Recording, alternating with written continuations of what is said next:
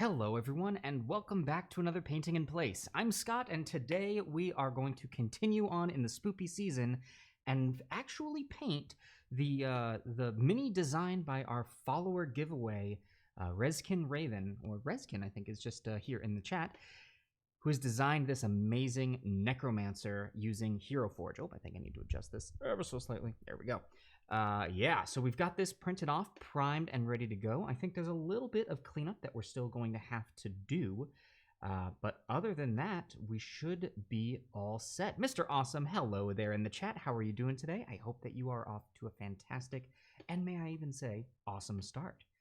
I'm going to go ahead and get us over here. I actually need to head over to Heroforge and pull up the inspiration art that was sent to me.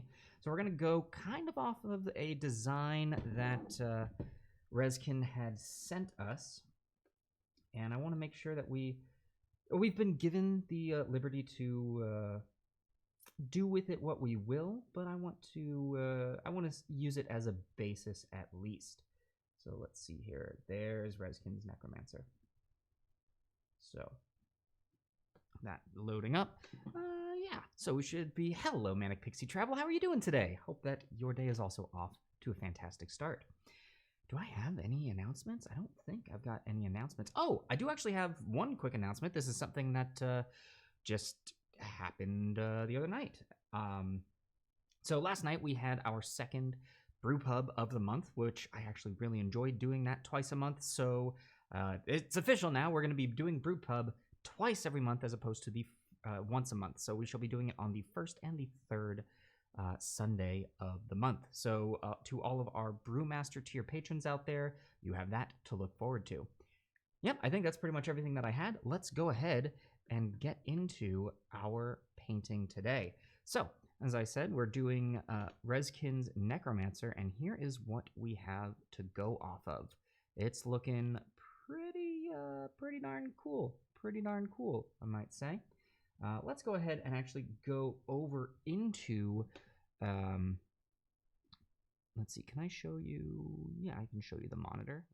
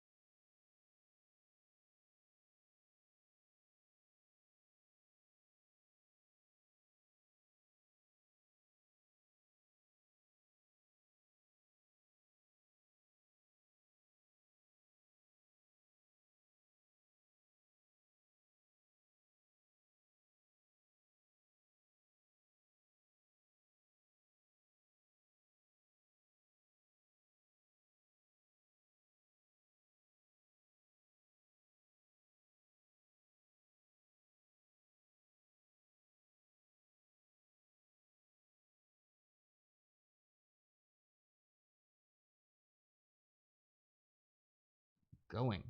So, yeah, as I said, we've got this guy printed and primed. This was actually a bit of a beast to print. Hey there, Reskin. Yeah, we are working on your Necromancer. He turned out great. There was quite a bit of work getting the supports off of him, so I have had to do a little bit of cleanup, and I want to take just a little bit of extra care and make sure there's a couple of bumps on him that I want to get off. But aside from that, he's looking fantastic.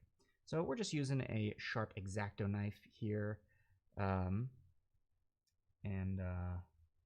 actually, Reskin, I heard through the grapevine that you had to relocate due to the fires in Colorado. Is that it? And is that what I'm hearing correctly?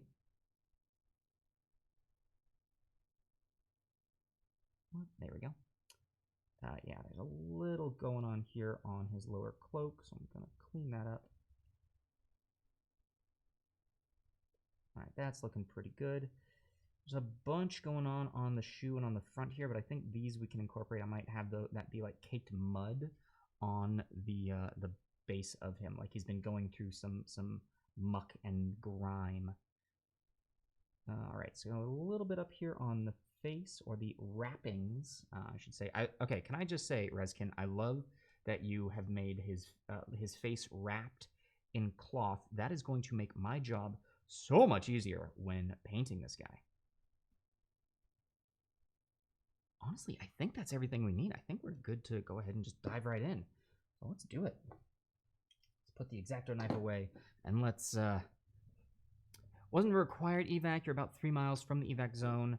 And Saturday night, I saw the fires from my apartment and just stayed the night with the friends. Well, you know, it's... First off, super scary. Second off, probably a good call. I hope that everything is going safe and sound for you. Wherever you are, and yeah, just know we're sending our best thoughts your way. Okay, so we've got doing this in order. We've got a very kind of a purplish skin tone going on with him, and I'm really liking. Actually, can I? Here, we're gonna add something in over here so I can show you what we got going on. This is gonna be this is going to be a little silly for a second here. Oh no. Nope, that's not what I wanted. Pay no attention to that.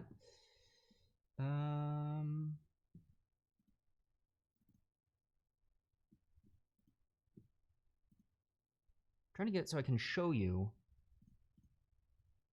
Yeah, there we go.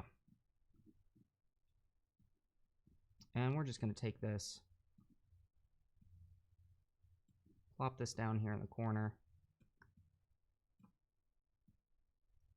so that you can see what the plan is, what we're working off of here.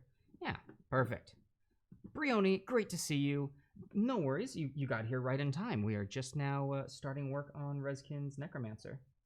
So yeah, we're gonna start with the skin, and it looks to me like the skin, we've got this this purplish tone. Doesn't quite look to me like a drow skin tone, but it does kind of look like dead and dying skin, and I like that. I think that's fantastic. Where have I put my skin tones? I think they're in here, but I don't think I've got a purple skin tone, so I'm gonna go with this box. One of these days I'm gonna get just a full storage for all of the paints. All right, so Eldritch Purple, Royal Purple, those are all looking pretty dark. The Royal Purple mixed down with maybe a Corpse Pale. All right, we've got Pale Flesh. That's kind of what I'm thinking. Ooh, Runic Purple. That's looking like it could be a great base. Yeah, let's do Runic Purple mixed in with a Pale Flesh color. I've got Corpse Pale or Flesh, or Pale Flesh. I think we're gonna do Pale Flesh. Let me check really quick and see if I've got anything else that captures my fancy. Mr. Awesome, did I see your mess? Oh, yes, I did. I meant to respond to that. I think that's an awesome freaking idea, and we're definitely going to incorporate it. Yeah, no, not going to spoil anything, but I am going to tell you all that Mr. Awesome and I, during Brewpub last night, along with Mr. Crudwig, ooh, actually, Ebony Flesh. Maybe we'll try mixing a little bit of Ebony Flesh with the Runic Purple. Yeah, I think that's where we're going to go for this skin tone. Yeah, so it was Ben, Mr. Awesome, and myself during Brewpub last night. We actually had a lot of fun making a new monster, but also helping to design the next level of the labyrinth for you Gauntlet fans out there. So yeah, we have fun on Brewpub. If you aren't in Brewpub and you want to make stuff like that, I don't know, consider becoming a brewmaster. Yeah, it was very awesome. I think it's gonna be sweet. All right, we're gonna take just a little bit of this Ebony Flesh because we don't need much of that. Like just a tad. I'm gonna leave the Corpse Pale out because there's a very solid chance that we will likely use it. In fact, I might We'll see. The more that I think about it, this ebony flesh might not be the best call for this. All right, so we're going to mix this together, see what this creates. Yeah, that just created like a brown purple. That is not what we needed at all. So let's try it once again with the pale flesh. I just had it. Pale flesh. Here we go. I know. Where was Ben to tell me about my color theory and to let me know that that definitely would not have worked? Reskin Raven, did I get my Anacubic leveled? I believe I did. My Anacubic has been set up. I haven't printed anything on it yet. But I believe that it is leveled. I need to do a test print on it, obviously. But, ooh, that's looking a little pink. It's looking a little pink. Actually, what I'm going to do is take just a little bit of this that we mixed up. Just a little bit. Put that in here. Yeah, that's exactly what that needed. So here is the color that we have created, which I think is a pretty solid match to what you gave me there, Reskin. Dragon Mage, how's it going? How are you doing? Hope that you are having a great start to your day. Yeah, all right, let's go ahead and get this guy started.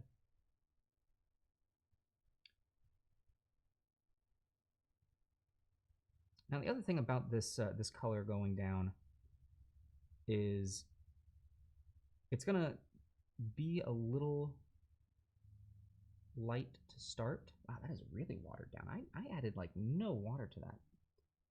It's going to be a little light to start, but we're going to go ahead and put, you know, washes on there, and that's going to help bring it back down.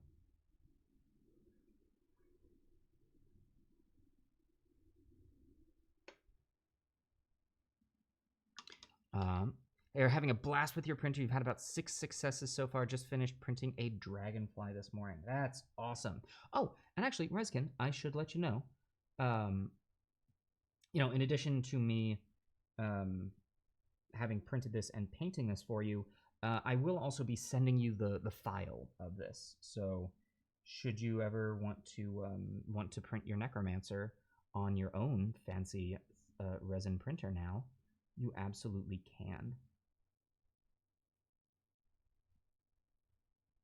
Yeah, I think that's a darn good color for his flesh. The flesh of the Necromancer.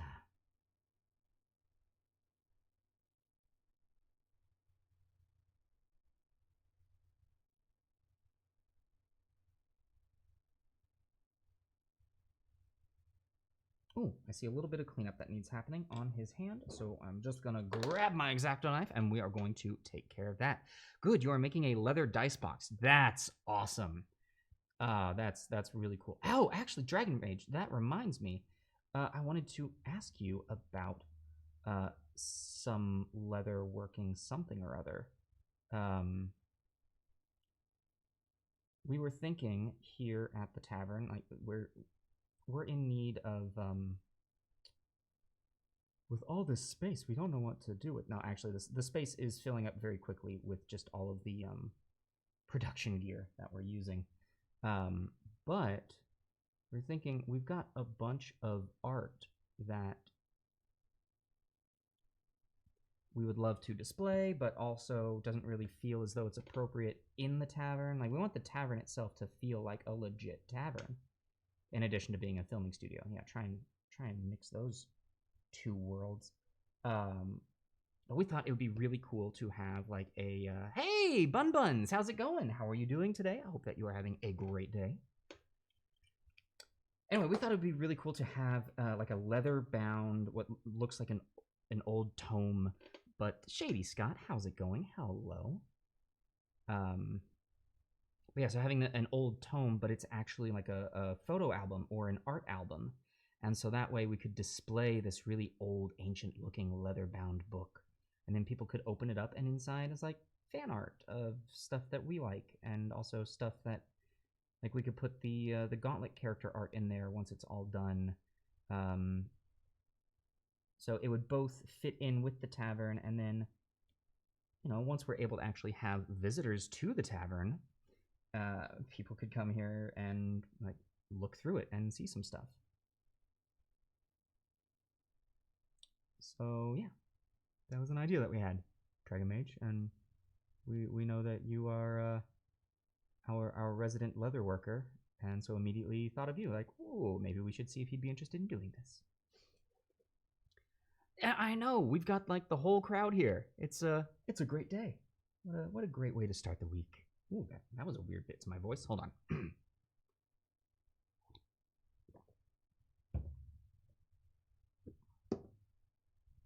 All right, now let's go ahead and get these eyes, or lack of eyes. This is more just like his his facial area. Now let's see here. Yeah, there's a little bit under. If we zoom in here, you can see there's a little bit going on under his hood, the hood. So we can get some of the skinny skin tones in there. Under there, though, it looks like he's wearing a lovely turtleneck. It's fall. I don't blame him for that.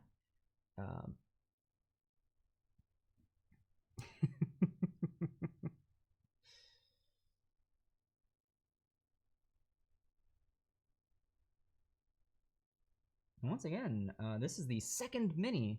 Why do I start with once again? It's not like I said something. This is the second mini that I have painted on here, and I am hoping to get the whole thing done in one sitting. Shady Scott, is this from the new printer? No, this is not. This is the quality that I get from my old printer, the layer printer. We when doing the numbers, we realized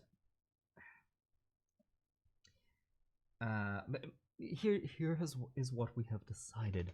All of the miniature giveaways that we're going to be doing for our followers, we're going to print using my old, I say old, it's still good, it's still a great printer, my Ender 3, which is a layer printer. So it doesn't get the best quality, but I mean, I get some pretty good quality with it. You can see on the underside, there's some print lines going on.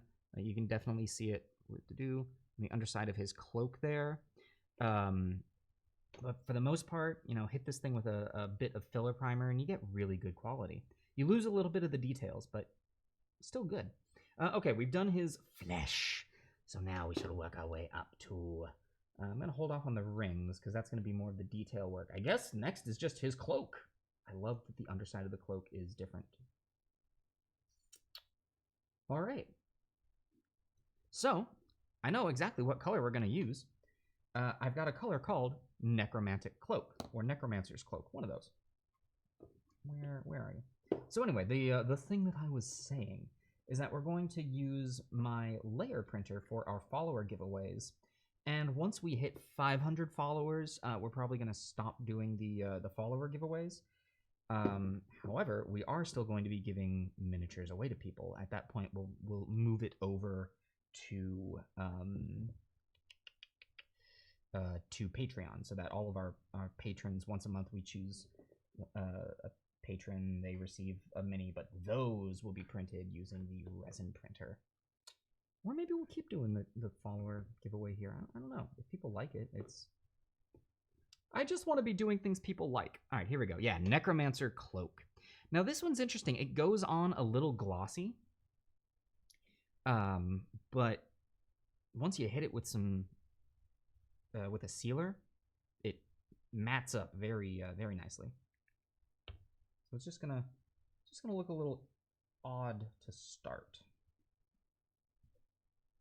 I wonder.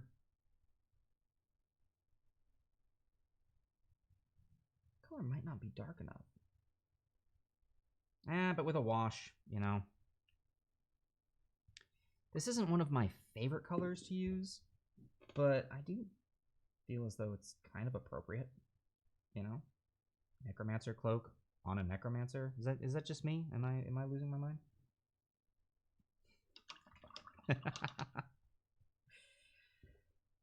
All right. Gonna add just a smidgen of water to this one. Could definitely use some water now. There we go. And let's hit the majority of the cloak. So this is gonna be, yeah, this is gonna be whip.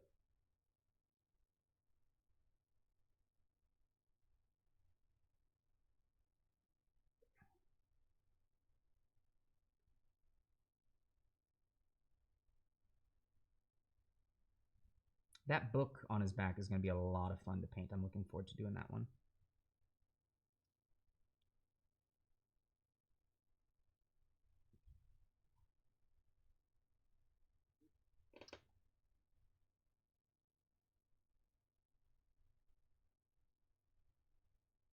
Why am I trying to be careful with this part? It's all going to be the same color.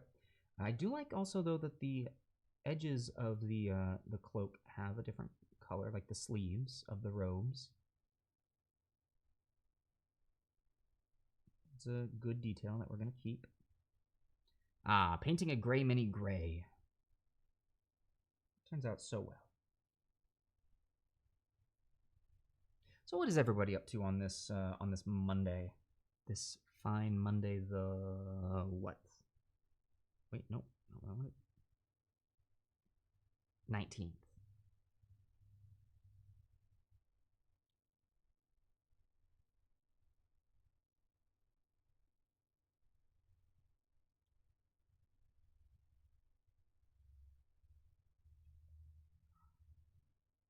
Shady Scott just finished a meeting about a pilot. Ooh. Well, isn't that exciting? Did the meeting go well? Is it a good pilot, or is it one of those like, well, it's going to be a project?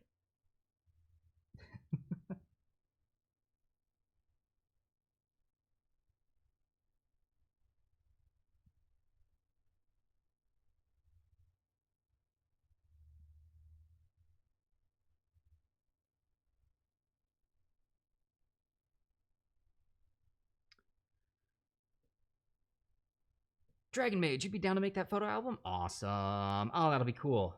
Oh, a paranormal supernatural type of show a la Sabrina. Nice. Reskin, you took a sick day from work. I've been printing today. Oh, not sick, but need to use them. It's funny how that works with sick days, right? They give them to you. Like, now only use them if you're sick, but then they expire. So just use them then is what I'm getting from that? Maybe?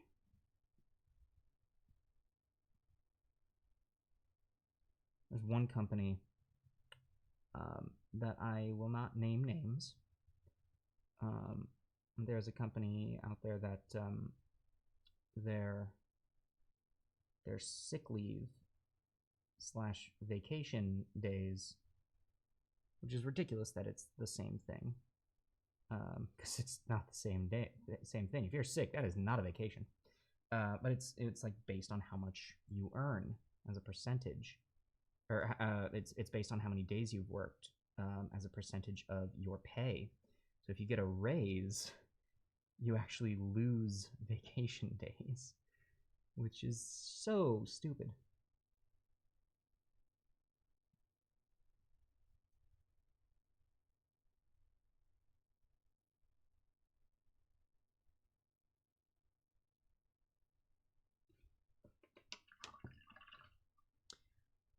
Shady Scott could be good, but we shall see.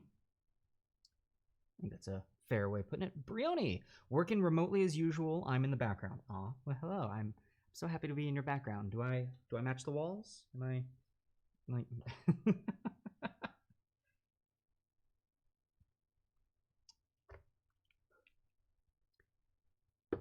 Dragon Mage, there's a lot of info about making a tome out there, and it shouldn't be too hard. Oh yes, that because I think a tome is exactly what I was thinking. Like I want to build a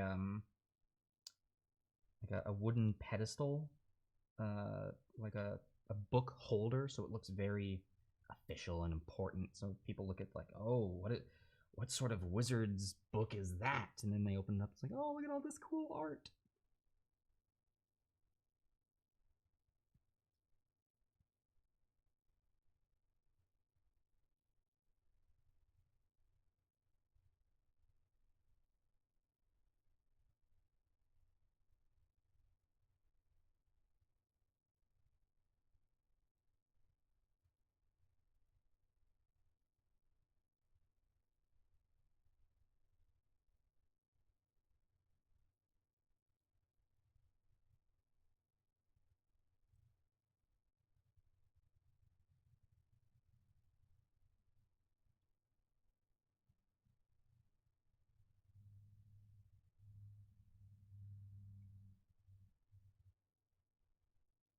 Alright, here we go. This is coming along very nicely.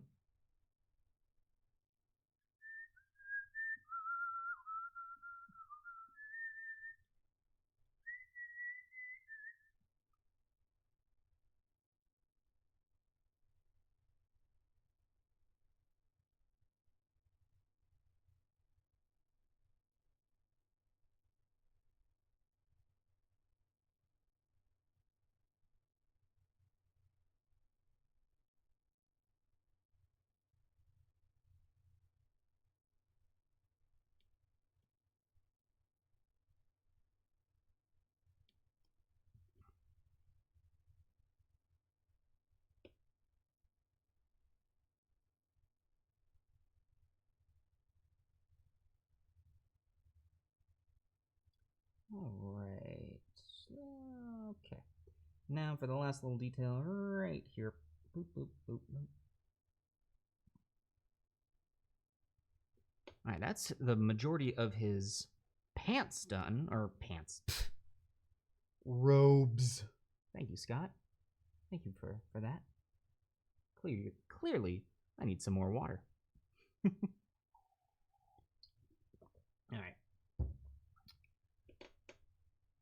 And this guy's coming along quick. Looks like his facial wrappings is of the same tone. Oh no, did I just get his face? Nope, nope. Oh, we're good. Yeah, we're good.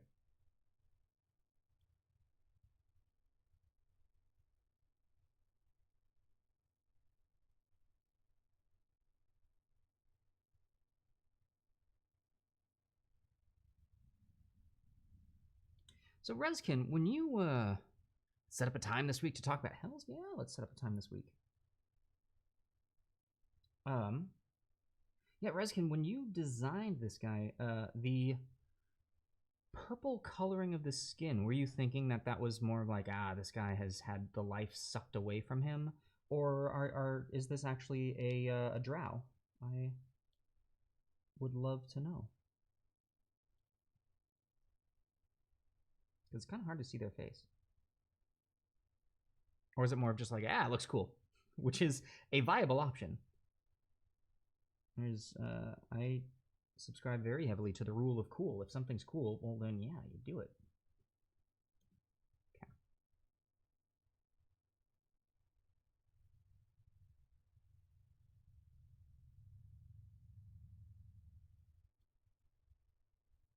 Alright, it's actually looking as though... Yeah, I'm going to... actually, nope, never mind. Forget that I just said anything. Forget that I said anything at all. No, I've got the lights set up that they're supposed to give me very bright light right on the mini, but I'm actually having a hard time seeing some of this. Well, that's it. I'm in my 30s. My sight is finally going.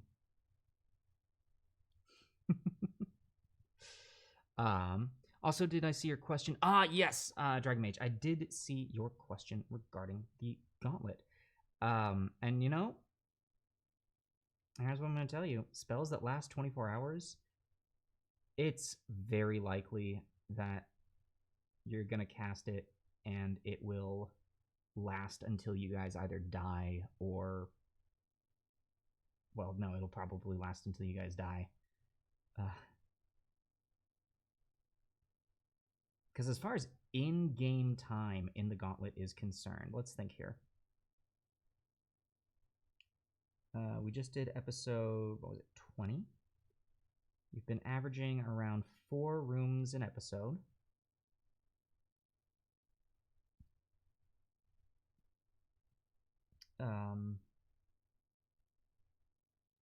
So it's around 80 rooms. And each room, let's say, now let's actually cut 10 rooms off of that for both harder room. No, actually, let's cut 20 rooms off of there for a combination of harder rooms, time in the labyrinth, and rooms that you've died and had to repeat. So let's say 60 rooms. 60 rooms. Each room you are doing approximately, let's say they take, let's give it 10 rounds. That's a good average. So that is 600 rounds of combat, each round being 6 seconds. That's 3,600 seconds that you guys have been in the gauntlet. 3,600 seconds is... Oh, well, then we can... what is that? That's 60 minutes. No. 3,600 divided by 60. Shoot, somebody... Yep, no, I lost it. I was able to do that math in my head until right there. 3,600 seconds divided by 60 divided by 60. Or, yeah. If you do that, that's how many hours you guys have been in the gauntlet.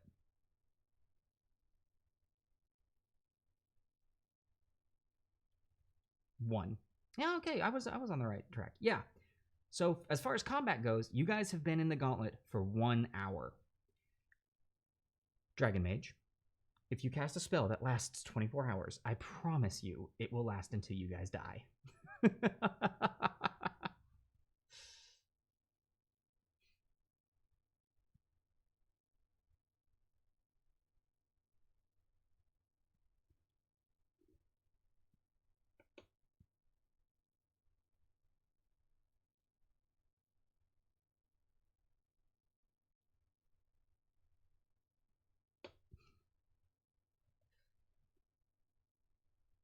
Now, also, that being said, that was all a very rough estimation. I don't have the exact number of rooms that you guys have done. I don't have the exact numbers in front of me, but I do think that is a fair estimation.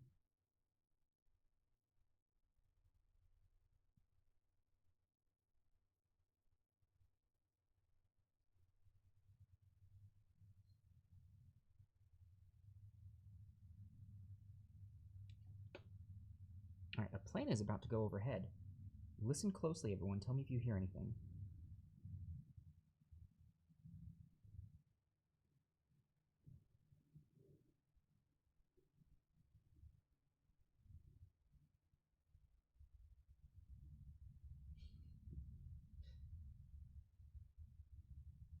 Our new location is fairly close to an airport, and it was one of those things that I was worried about.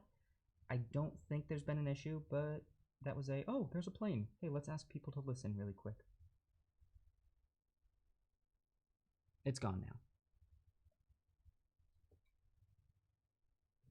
Oh, absolutely worth it if everyone can breathe underwater.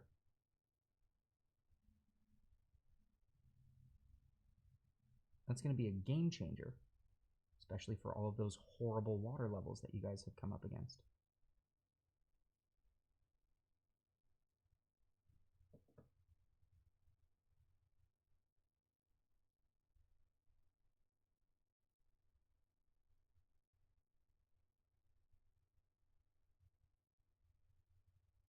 I do think it's funny that the only true shapeshifter in the group who would benefit from being able to then shapeshift to have a swim speed already has a swim speed.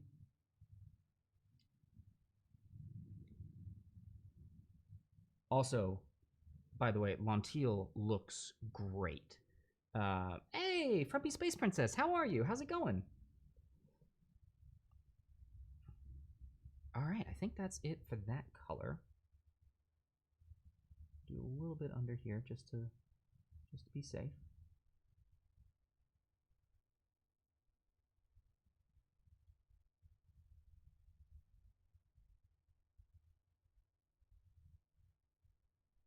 There we go. Just lurking and working. I like it. I like it. Okay. So that's it for Chunk of the Robe. So let's move into, man, if I can get all the base colors done in under an hour, that would be great. All right, so let's move on to this more coppery brown. Ooh, I've got a color that I picked up just, what kind of sound was that? Ooh! No, I picked up a color specifically for fire effects that I think is going to work great on this.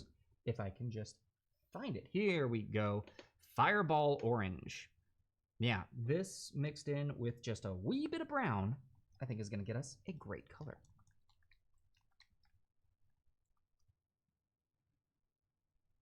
Was that an ooh? Yep, that was exactly what that was.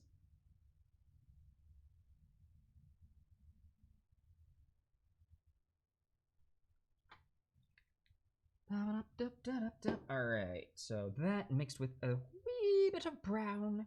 Just a little tiniest bit of brown. Nope, that's not what I wanted.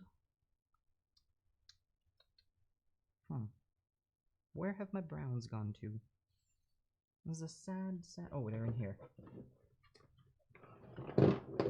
Whoa. There we go. That is how I treat my paints.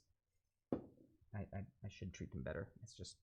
I don't have room to treat them... Well, I've got plenty of room to treat them better. I probably hear the echo that I have now. Alrighty. Let's see what color we get from this. You know, for somebody who is very much said, nah, I don't mix paints, I've been mixing a lot of paints now.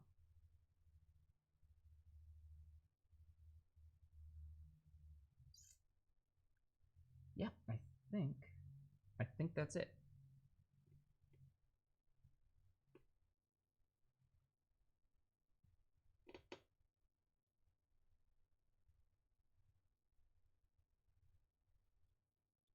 Yeah.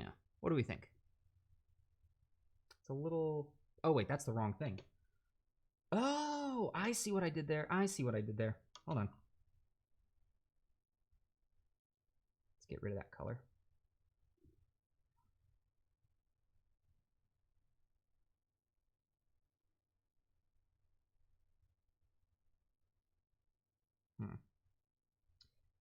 It's a little too orange. Doesn't have enough red in it. Let's put a little touch of burnt red into it.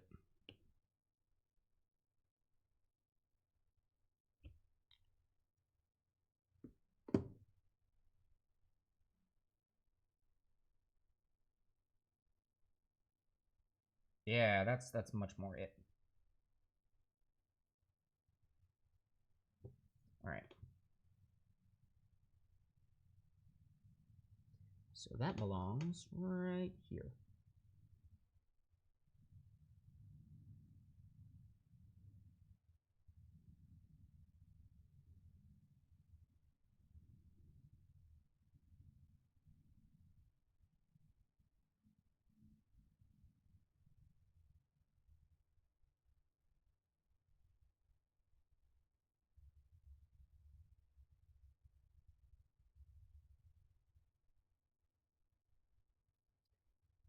This has kind of come out a little more on the red side, but I really like it.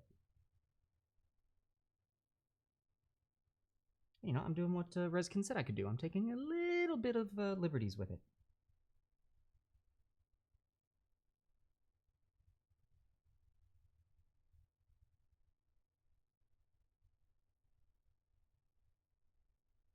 Yeah, look at that. How good does that look?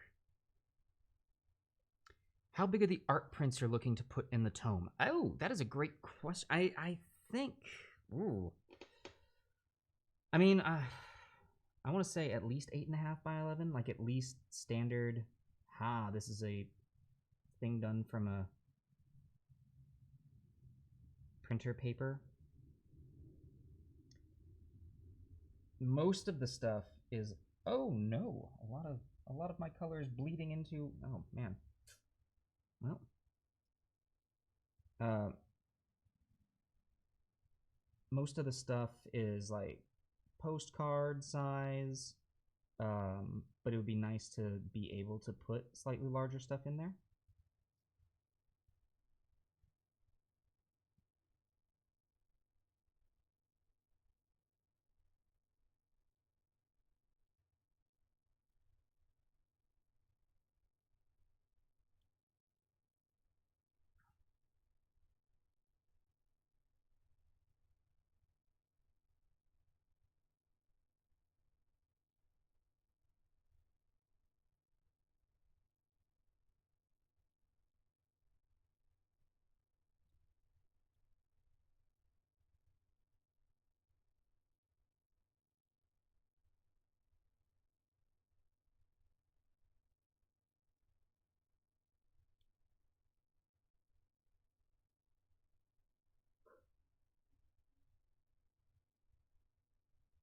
Now, one technique that I use when I can't get exactly into the area that I want to be painting is rather than trying to like pull back on the stroke, I'll just push inwards. And that typically gets the job done.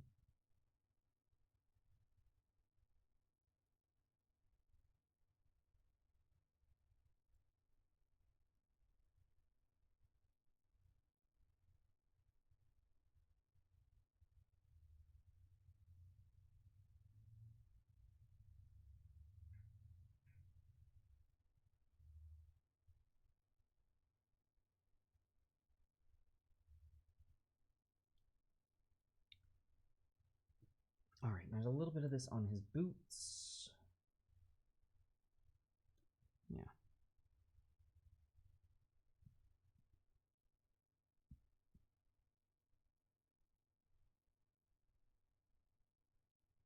Oof.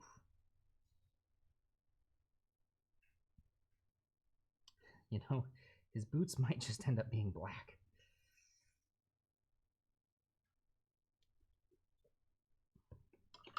But for the most part, there we go. I'm liking the underside of that cape. Like that's looking pretty sick. Grumpy Space Princess. Been having a bunch of fun with my Heroforge character. Still don't have the posture perfect yet, but it's getting there. Nice. Heroforge is so much fun. What kind of character are you designing?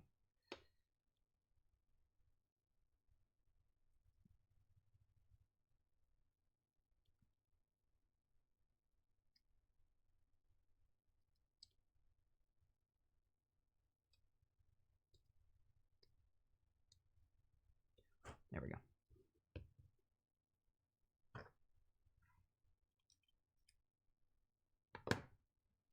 Okay, now we need that.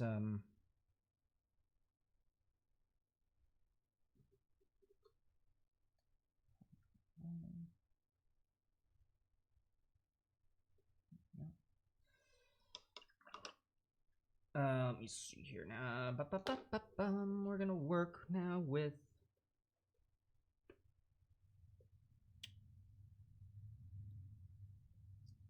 Let's do the front of his cloak, which is kind of like a pale yellow. I think I've got a color very similar to that. I'm thinking we use skeleton bone on that. Female elf druid, because you're an old hippie chick. I love it. I love it.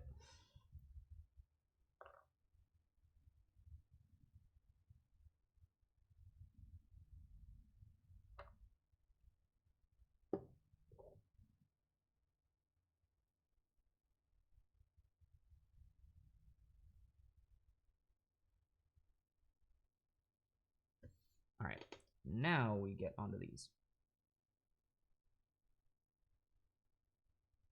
Oh yeah, that's definitely it. That's the color.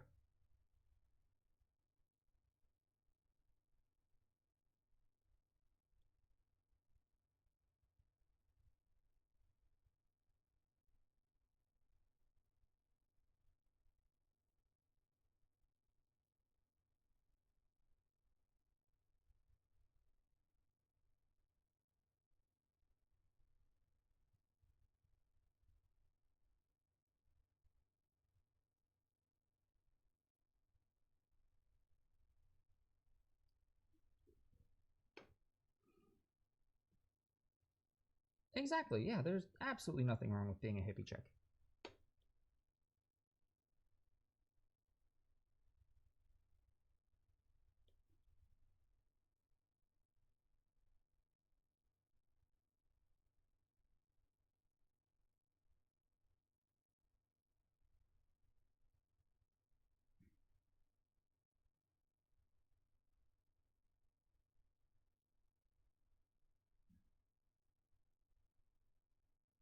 Definitely gonna have some cleanups to do. Ooh, yeah, no, that got really watery. Is that it for that? It is, but to be honest, it kind of matches the color on the back there. We'll see. We'll see. Yeah, this tone got super watery. That's going to have a lot of cleanup to do, especially down around this area here.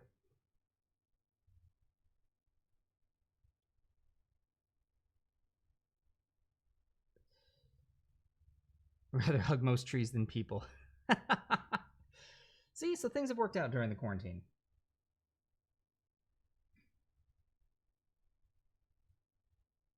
Because as far as I know, trees can't get it.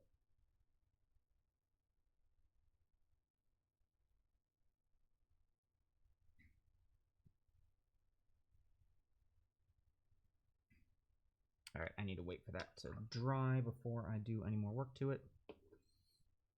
So in the meantime, let's go ahead and let's do his staff. Let's do his staff. That looks to be like a nice light brown. So let's grab... yeah, I've got this leather brown right here. It's got a nice light tone to it. You do miss hugging your friends, though.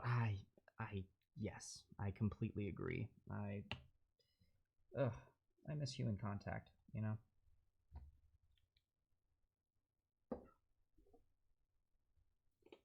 Okay.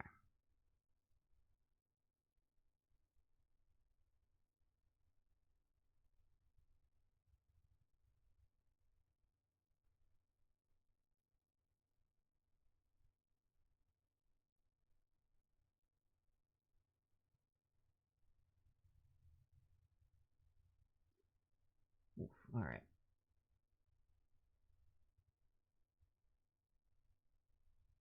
We're not too worried about getting brown on the other parts. We can clean that up.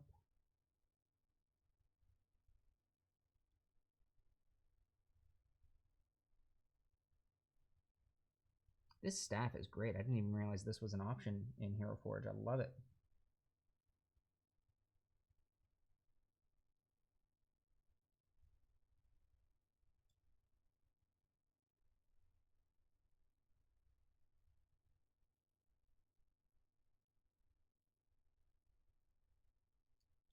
I am having a hard time discerning between the staff and the wrappings around the staff.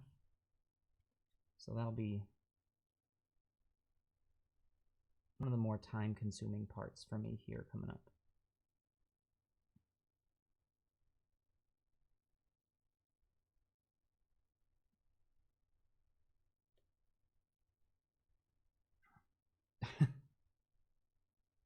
No, we can't be hugging people right now. There's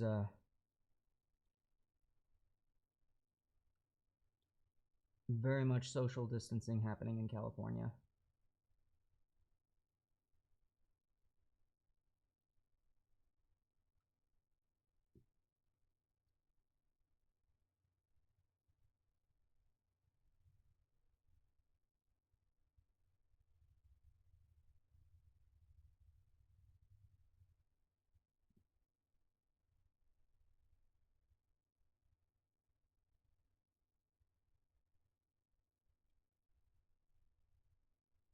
Oh, I see some more stuff that I need to clean up.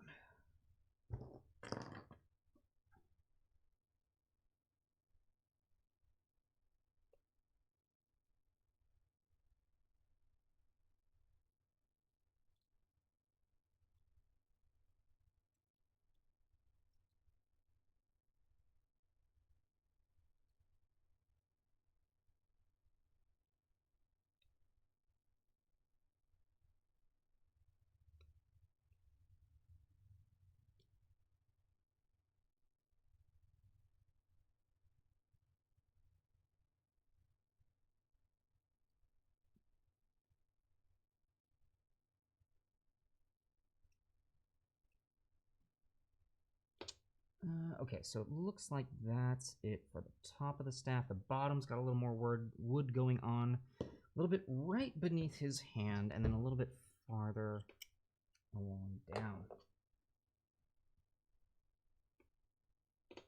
So we're going to get right under his hand here.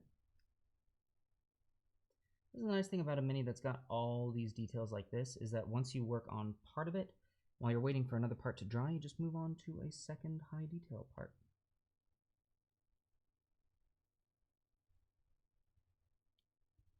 Now let me me see something over here. Yeah, that's what I thought.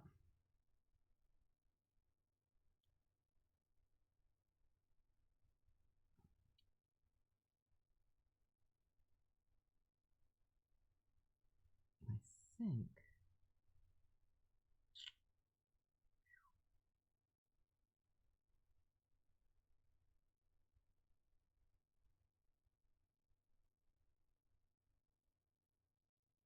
I think that should do it. Yeah, that should do it. Okay, so there's. Oh boy, there's the staff itself. Let me make sure I've gotten all the nooks and crannies on that. Because this is one of those that, yeah, we can always go back and touch it up, but I'd rather get it good on the first go, you know? If I don't need to go back and touch it up, then I don't want to.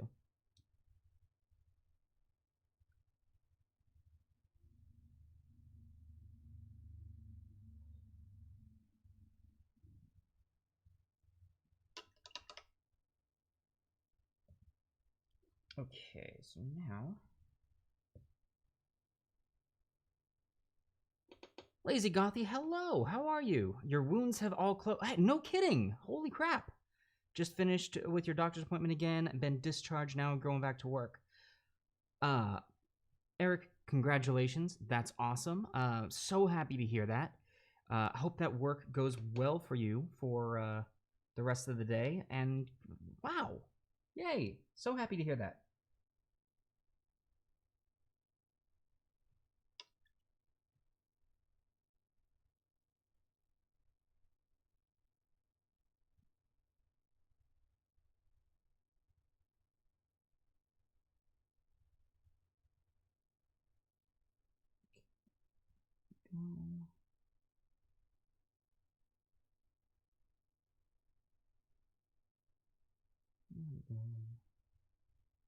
Retouching up these minor details.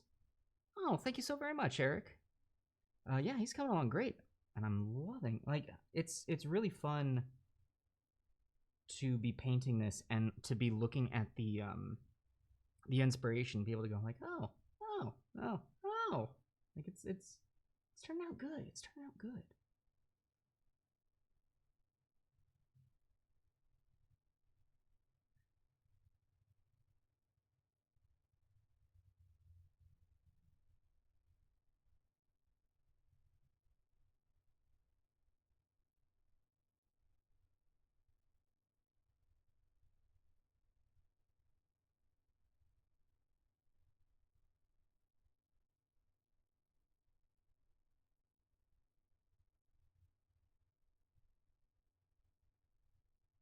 Actually, I think this color down here is going to seal that up nicely. All right, good, good, good.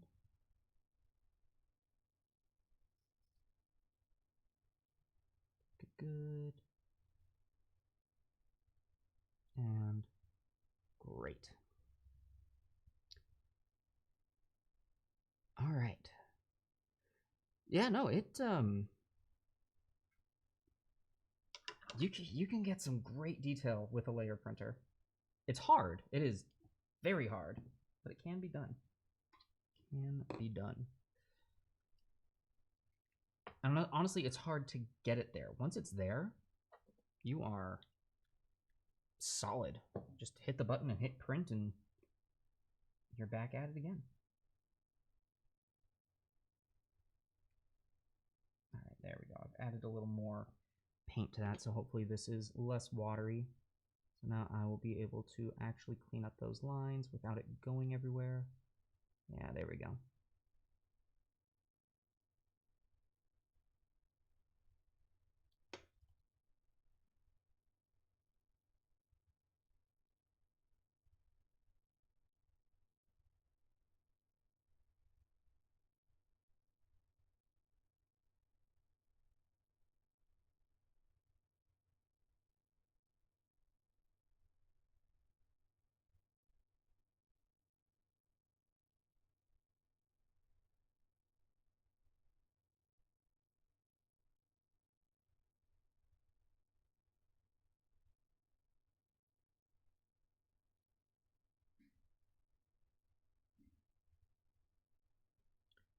Just a little bit more in this bit will be done.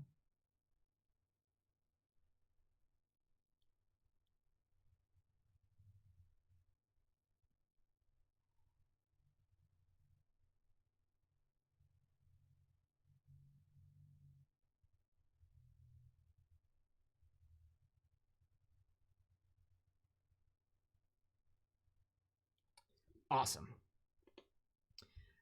Do I use Heroforge as well? Yeah, I do. I've designed. I've actually only ordered one mini for myself on Heroforge, because for the most part, I am, as a DM, I am running a bunch of NPCs, and I typically only put heroes on a battle map during combat. So when I run D&D, I don't have maps on the table all the time. I only have maps on when combat happens. And for the most part, NPCs don't have much of a reason to be in combat. And what few NPCs I have had in combat, I've got a good collection of minis. I've got minis that work for them very nicely. But I do have one character that I've been playing that I really wanted a mini of. Ooh, that was a mistake. Oh well. We can fix that. I have one character that I really wanted a mini of, and so I ordered that one. And that was after I had my printer, so I was good to go there. But the big thing that I actually use or have used Heroforge for in the past, and this was like 6 years ago. It's been around for a lot longer than I give it credit for.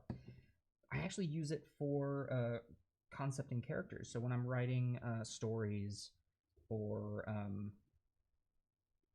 actually, really, that's the whole time. When I'm writing stories, I'll use Heroforge to create the characters that I'm writing about, so I can have a visual representation of them, just for my own purposes. I don't ever really need the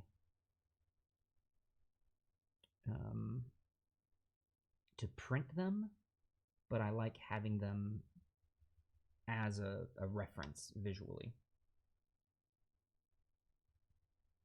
And one thing I had considered, because I saw that Heroforge has a subscription now, and at first I thought, well, that's amazing. I will definitely be utilizing that.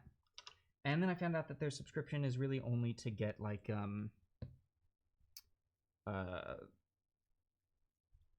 screenshots of your characters, or unlock new stuff before it's released to the public. I was really hoping that a subscription to Heroforge would include like X number of downloadable files a month. So like, because at the rate that I'm going to be painting files for people, I figured that would be a good thing for me to have. Unfortunately, that is not the case. Alright, so these boots are gonna be kind of tough.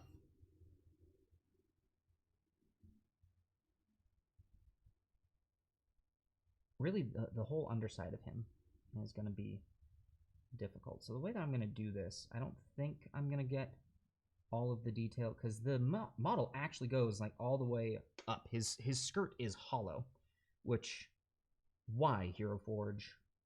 Why?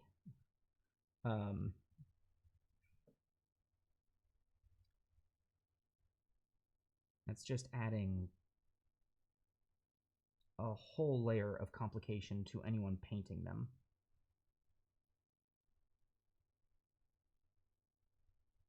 So typically what I'll do for boots and shoes like this is paint them a dark color that's usually reminiscent of the rest of the mini, and then put some details on the very front of them, and then leave them as they are.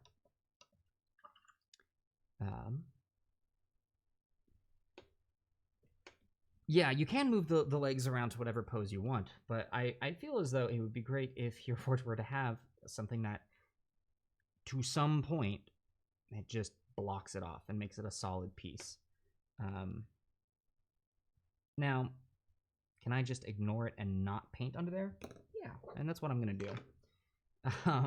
Yeah, because you could technically give this model like a full-on front kick pose, and so you'd be able to see like the shorts that they're wearing underneath the robes, or what have you.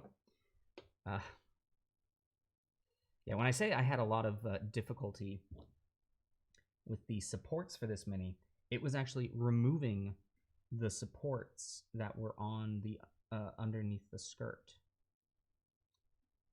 That took me probably a good hour and a half just to do that.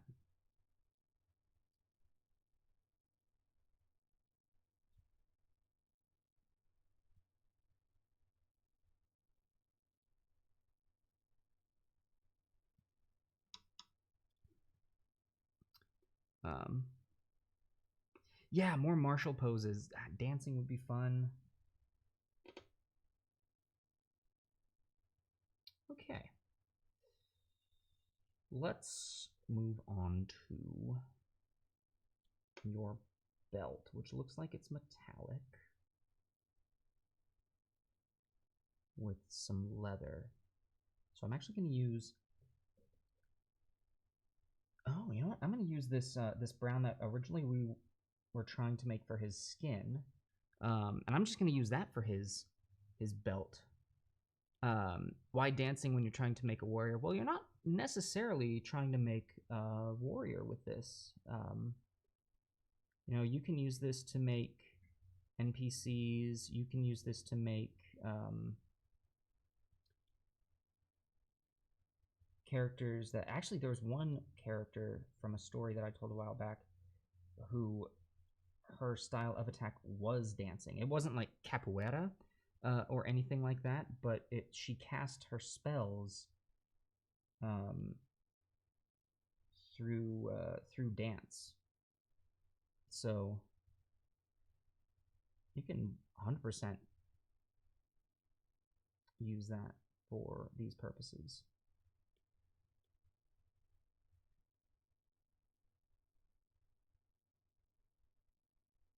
That's looking pretty good. I'm gonna need... Man, do I need to bring in the... Hold on 1 second. I'm gonna adjust this light so I can get a little bit better light coming from behind.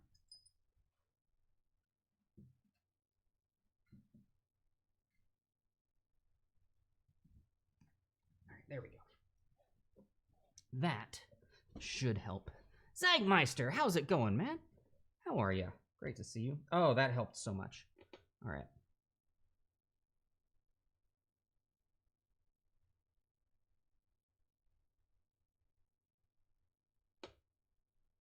There we go.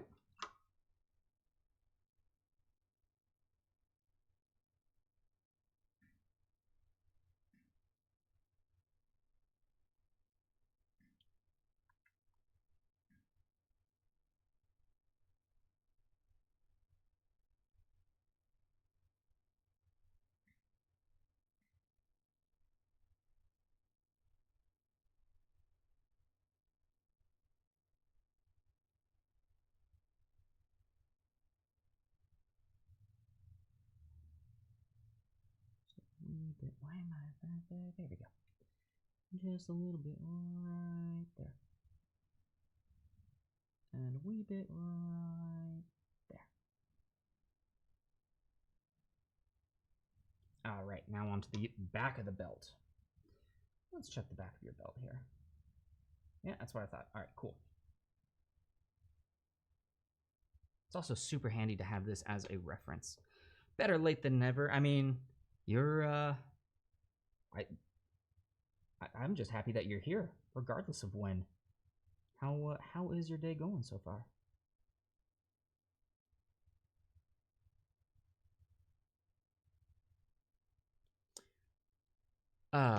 Frumpy Space Princess. A sorcerer could be doing a dance for a spell. Yeah, I like that.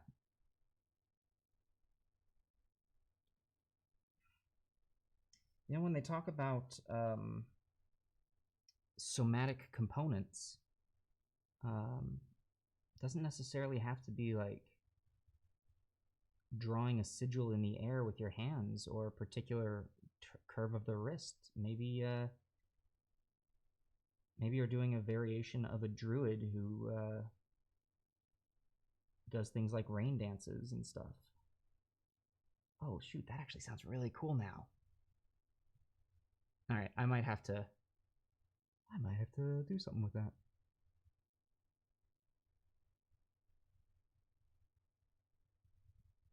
All right, that's that for the belt, and now I'm going to use, where's this gray? I've really loved getting this one. Ah, here we go. Ghost Gray. This is a fantastic, so this is from Vallejo, and this is fantastic to use for like silvers or like lighter metallics, or honestly, even if you're wanting to use this as a base for white instead of doing white. I really like it a lot. So we're gonna hit up the skull on the belt.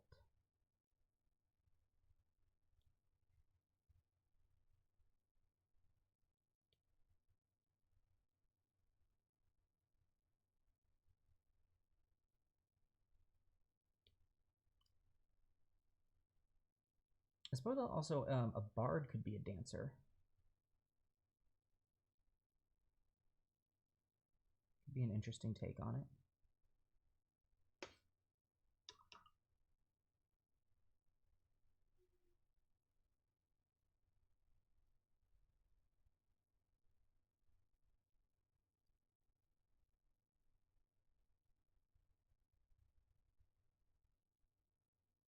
All right, definitely gonna have to do a little bit of touch-ups around that, but that's okay.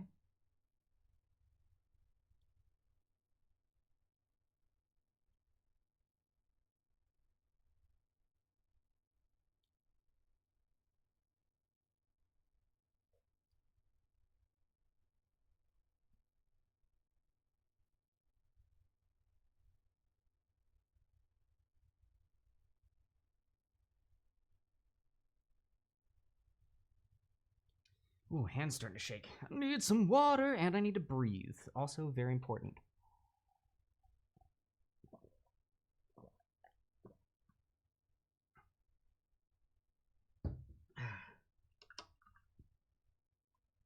There was one prestige class in 3.5 that was pretty much that, Carrie. Like a fighter dancer sort of thing. I forget. I think she was more roguish than anything. It was kind of the take on like a she kind of looked like a belly dancer, but then also had knives instead of in each hand. It was interesting. The prestige class system in 3.5 was, well, it existed.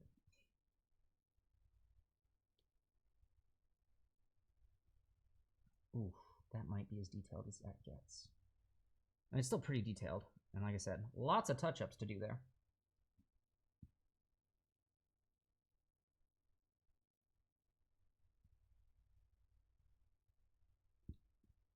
Yeah. All right, let's hit those touch-ups now, actually. So I need a little bit of Visa color.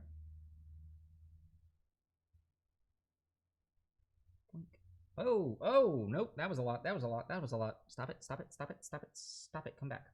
Come back.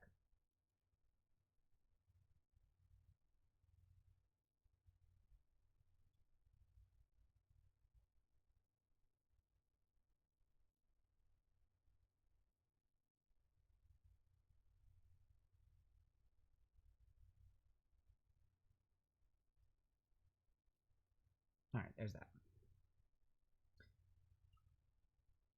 And then moving into the belt color.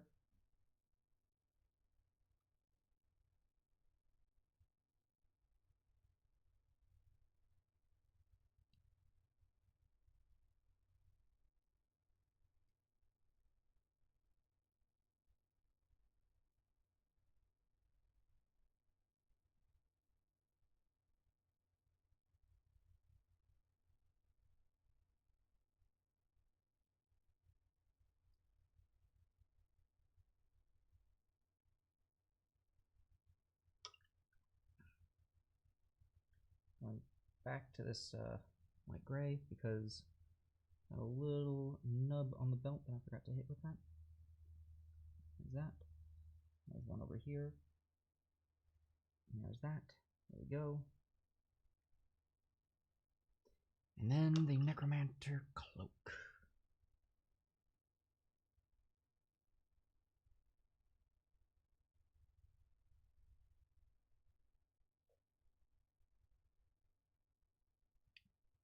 And the Necromancer cloak on the back.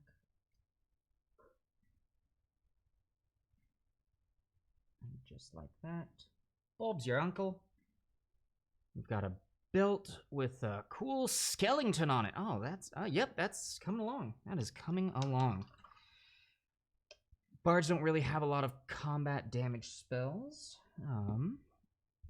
Not sure how long range I am. I mean, you're fairly long range, Carrie.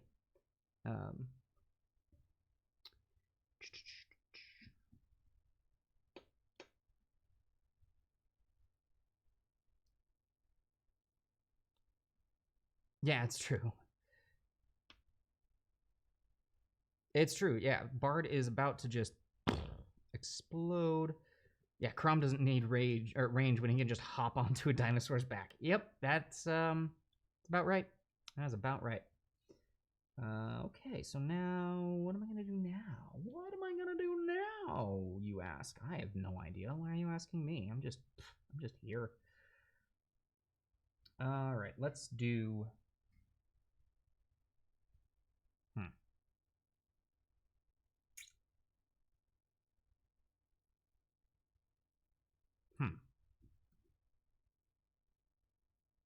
Oh shoot, that's what I should have done. Well, I'm gonna do it now. I'm gonna use this for the Skullsy.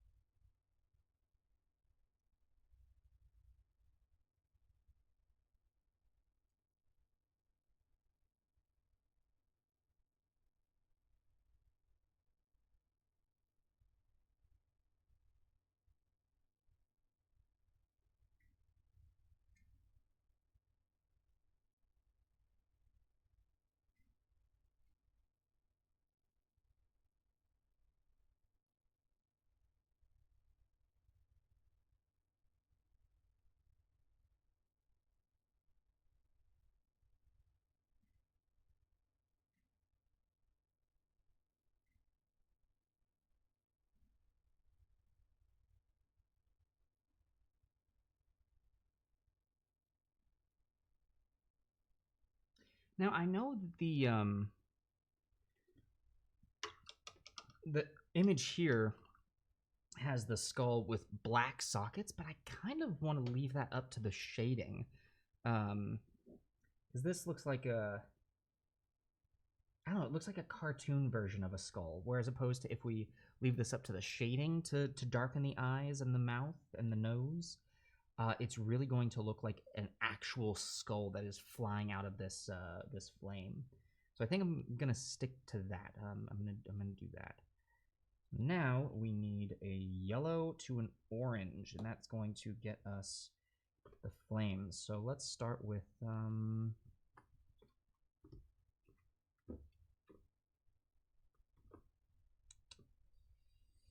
let's start with a canary yellow.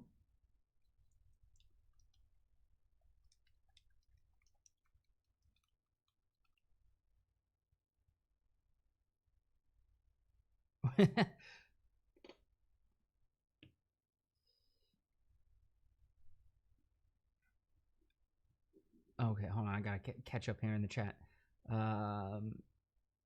Yeah, I would love to see some fan art of Crom riding a dinosaur. Yeah, Lonteal did turn out amazing. Yeah, at the moment, yeah. So you can see Lontiel's art being finished on Austin's Twitch channel, and here shortly. So we've got 3 down, 2 to go. And once we've got all of them, we will be releasing them. Well, we will be putting them on our show. Our patrons will be getting digital copies of them,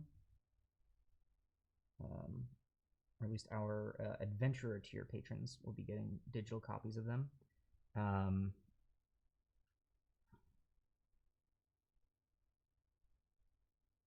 Yeah. And, you know, come the day that we've actually got a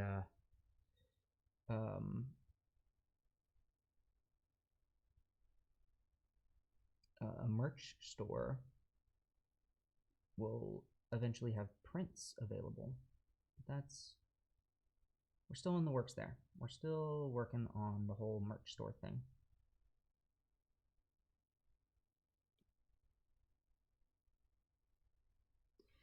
Does that mean we don't get character art for Elios? At the moment, we don't have art in line for Elios. So, yeah, I don't know. If, because Elios is still, it's like in a weird gray area where, he's not like a full gauntlet combatant, but it feels as though he's more than just a guest. I mean, we've got him for this whole week, or this whole month. Yeah, he is in limbo.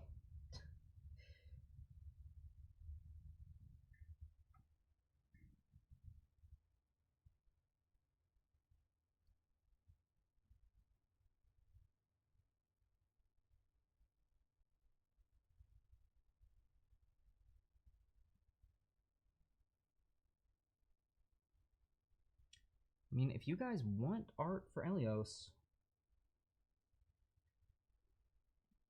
we can put that as a goal, like a bit donation goal, or just like a straight up donation goal. I don't think we've got it set up. We don't have our account set up for just straight donations. Because honestly, I'm such a horrible business person. I am looking at that going, no, I don't want to be asking people for money. I don't want to be doing that. So we're not set up for that. I didn't want our channel to just become, look at all these things that we're saving up for. Give us money. Because, you know, it's all about making good content for you guys. And we hope that if you like it, then whatever happens, happens.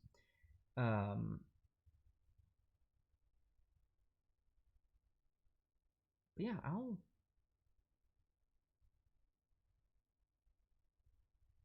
start letting you all know, like we can start setting goals like that as well. So you can see beyond just what bits, or like what the players are going to be buying with the bits that you donate, what things we here at the pack will be receiving because of your generosity as well. And yes, so Shady Scott, the follower goal for a merch shop is 500. Once we've got 500 followers, we can really justify the expense of setting up a merch shop.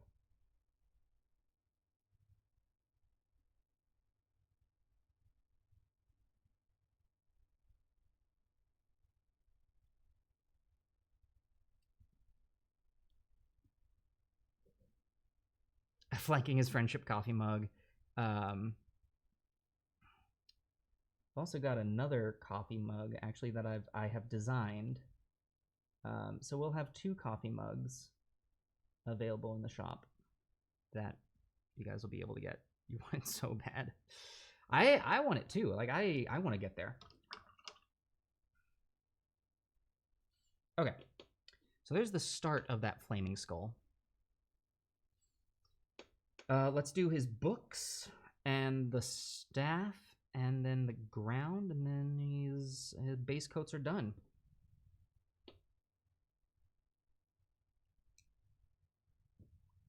Let's see here. So his book, I'm gonna do. I'm not sure what I'm gonna do actually for his book. I'm kind of liking the idea of this burnt umber for the edges there. I'm gonna try that out.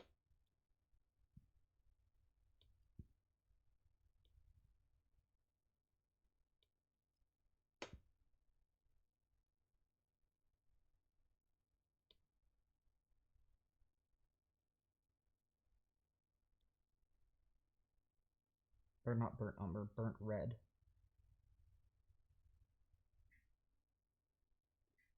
So it's kind of in keeping with the color on his robes, but also different enough.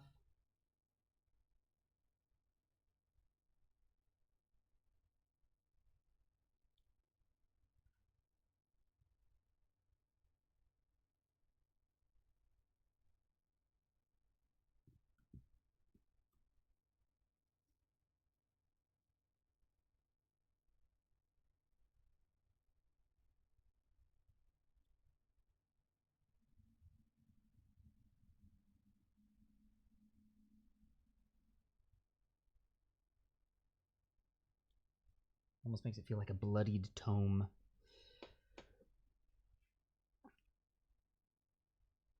Almost halfway to that. Yeah, we're almost halfway to that goal. It's gonna. Yeah, I'm looking for alternative ways to start a merch shop. I really am. And I am actually on to something that I'm going to be researching here shortly. We're still putting the studio together. Again, this is the sort of thing that were we not in the quarantine times and we could have people over to help put the studio together, this would have already been completed. However, when it's realistically just me here doing it, it takes some time.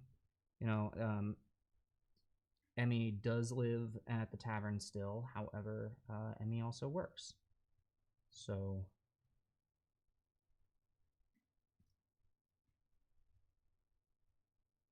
anyway, the point that I'm trying to make is I am looking into ways to start a merch shop as soon as possible. However, the the fastest and most guaranteed way that we are going to get a merch shop is if we hit that 500 follower goal. So, if you are, hey, my goodness, holy crap! Miniatures Den is rating with a party of 109. Hi everyone, hello, how are you? Welcome to the Adventurers Pack. We're a bunch of nerdy friends sharing what we love on the internet. Varl B. Gem has entered the tavern. Welcome to the tavern. Pull up a chair. It's great to have you. This is the biggest rave we've ever had. Oh my gosh. All right, hold on. Let me take a second here. Welcome everyone. I'm Scott, and this is the Adventurers Pack. We're a bunch of nerdy friends sharing what we love on the internet. Today is Painting in Place. We're actually painting a follower giveaway that this is a 3D printed Heroforge mini for one of our followers who won this thing. And yeah, we've got other shows here. We do Let's Plays, but our big show is Friday night, The Gauntlet. It's a big, chaotic D&D fighting show. So yeah, we'd love to have you. Thank you guys so much for the follow. Matthew and Dawn Tavern, I could use a drink. I hear you. Here, and have a drink. Enjoy your time. Banana Cannon has entered the tavern. Welcome. Pull up a chair. Enjoy yourself. It is great to have you. Deckflow has entered the tavern. Hello, Deckflow. How are you? Miniatures Den, thank you so much for the raid. This is what a pleasant surprise. You'd love to stick around, but I am super tired. Dude, I get it as well. To have some of that self-care, get some rest. Unfortunately, our cots here at the tavern are all filled up, but I hope you've got a good place to stay. Thank you again for the raid. Leaving with the beautiful alpacas. Well, hello to all of you alpacas. It is great to have you here. Hope that you are having an amazing Monday. How is everyone today? How is everyone's Monday going at this time? My gosh. Oh, I think that pops us up to possibly the most viewers that I've ever had on our show here. So hot spit. What was going on over on Miniatures Den? What were you guys working on over there? I'm guessing miniatures. Let's see, where was I? My gosh, I got so distracted. Right, so we are pulling up. This is our inspiration image here that we're using. I just finished doing some of the flame. We're gonna continue on. I'm gonna use. Right, we're working on the book. That's where we were. We're working on this tome on the back of this Necromancer from Reskin Raven. Yeah, and for the pages, normally I would use something like Skeleton Bone. I kind of think for this, now we're going to be using, yeah, let's use Bone White. So this is a Vallejo color paint here. It was painting a proxy model from Dark Place Miniatures. Ooh, Dark Place Miniatures. I have, I'm actually not familiar with that. That sounds awesome. What kind of model was it? Yes, and also Dragon Mage. Yeah, I was talking merch and how it's going to take us to get to our 500 follower goal to get there, and you know, just like that, boom, we jump up. And if you're new here and you're enjoying this, ow, gosh, dropping everything all over the place. I'm okay. I'm okay. I need steady hands to paint, and with a big raid like that, my gosh, it's kind of hard to keep my brains about me. Yeah, so we're looking to open up a merch shop at 500 followers, and also we're going to be doing another one of these miniature giveaways once we hit the 250 follower mark. Yeah, I like that. That looks like some old pages there. So if you just tuned in and are liking this, please consider giving us a follow. We'd sure love having you here at the Adventurers Pack. You can also join our community Discord. It is open to everyone. You can find us on Facebook, Instagram, Twitter, all that jazz. And you know what? With that, I've never been one to do like a bunch of self-promotion. So I'm gonna sit back. I hope that you all enjoy your time here, and I'm gonna let the show speak for itself. And if you like it, I hope you stick around. All right, so we got these pages going on the side of this book here. I know in the past I've been trying to stick to only a few colors, but we're really going to use quite a bit on this guy here. Yeah, that is turning out really nice. Let's see here. Yeah, ooh, chat, I got to catch up with you now all of a sudden. Yeah, so Proxy, the Great Unclean One. Hot Spit, the Great Unclean One. Great name. Love the sound of that.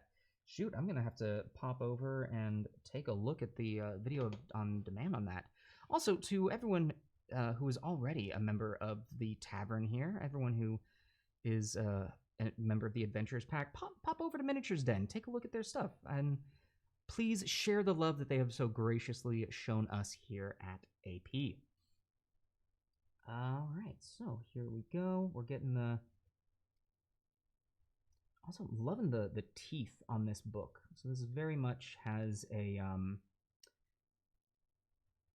monstrous book of monsters feel to it, which is oh so cool, oh so great. Lachlan O'Leary, hey all, sorry I didn't make it for the start. You'll be at work making calls, so I can't hear you, but I'll watch you make the cool things. Lachlan O'Leary, so happy to hear that you're here. I hope that your Monday is going great. I hope that work is not stressful in any ways. I hope that it can be as good as it can, and we love knowing that you're there in the audience. I hope that you enjoy the show. Matthew Nada, I had mixed that up. It's great, tad cheaper than the one from Games Workshop 2, and the sculpt is great. Oh, I get it. So it's a proxy Games Workshop. Games Workshop stuff gets pricey. Some of the first minis I ever painted, I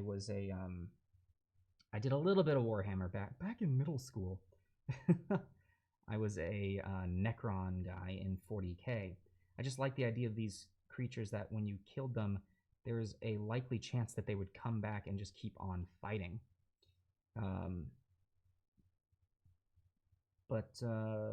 I'll have to find those minis. The paint job, I'm sure, looking back, was horrendous. I knew nothing about painting. And I barely know anything about painting now. I should let everyone who is new here know that I am by no means a professional painter. I'm just a guy with paints and some cameras who likes to paint, and I'm learning new things every single day, and hope that you enjoy learning as well. What are we gonna do for the back of this? I want to keep this like a fleshy color. I like the idea that this is the cover of this was sewn together from the flesh of well, really anything. So let's actually move in to our flesh colors. Caucasian flesh. It was the first thing we grabbed. Let's use it. Lachlan O'Leary there, looking great, Scott. Thank you, Lachlan. Thank you so very much. Yeah, we're about, I'd say we're about halfway through this process. The base colors obviously take a good chunk of time, but as things progress, we'll eventually get into that sweet, sweet washing stage, which is still my favorite. It will never not be my favorite.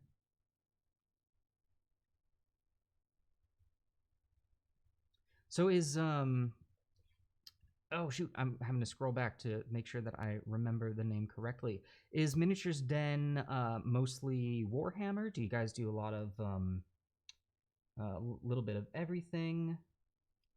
Please tell us about you all. We'd love to get to know the new folks here. While I wait for any of you to chat in the chat, I should let you know that this miniature here was 3D printed right here at the tavern using an Ender 3. So we do, yeah, we're mostly, I mean, we focus a lot on Dungeons and Dragons here, but we got a lot of nerdy stuff going on. Oh yeah, that is looking great. Let's get the bindings here. So like the straps on the back are still part of like the sinew of whatever.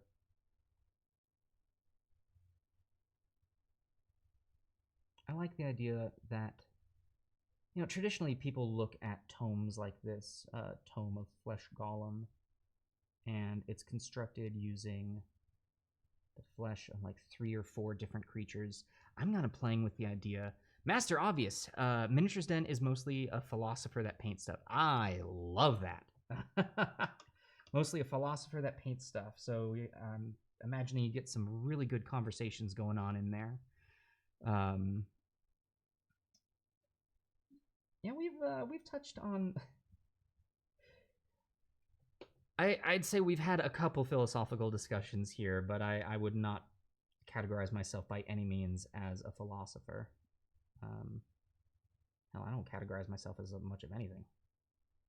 I am what do I say? By day, I am a mild-mannered voice actor, and by evening, I am a dungeon master, but just all around, I am a nerd. And we welcome all. Yeah, exactly. James needs to be here. James is our resident philosophy teacher from the UK.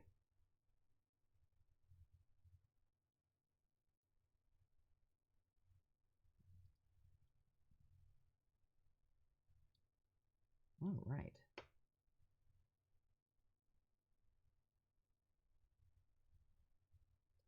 All right, so that's a good amount of the flesh on the back of this book going on. And let's go ahead and get those bones on the side. Now, actually, the bone... let's look at this again. Yeah, let's use the same color that we were using for the front of his robe.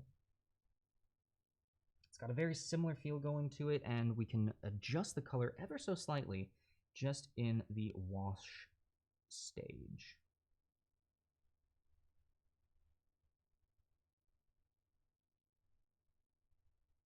There we go.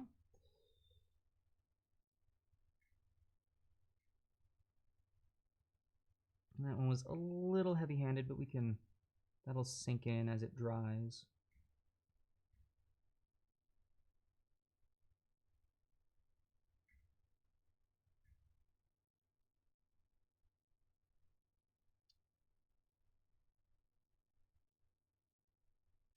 Now, unfortunately, in the printing of this, that back corner on the book was one of the areas that lost a lot of detail.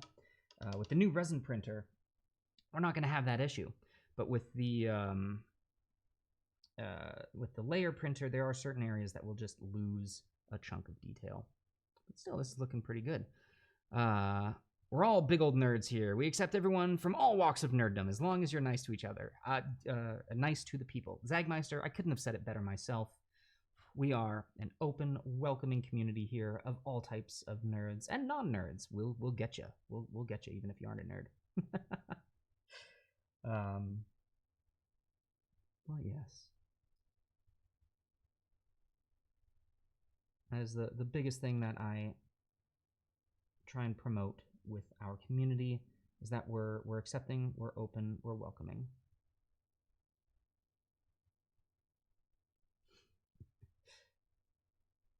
We do not tolerate intolerance. We are intolerant of it. Wait, hold on. Alrighty. We got that other book of his to hit, and we got the skulls going on. I want to redo the skull on his waist. I feel as though I made it way too bright. I liked it for the skull coming out of the flame there, but I don't like it that base color. And in order to Manic Pixie Travel just cheering cheering for a raid. Thank you for the bits, Manic Pixie Travel. That is going towards the Adventurers Pack, or not, that is going towards the Gauntlets, gold coffers, and has dealt a slight blow to our chat boss of Babs. But also, seriously, thank you very much.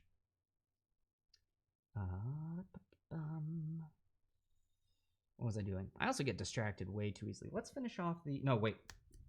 Right, I was doing his, the skull thing going on. Now for that, I need... Did that paint... Did I lose that paint? I may have lost that paint. It's around here somewhere, but that somewhere is not here. So, I'm gonna grab the Fireball Orange.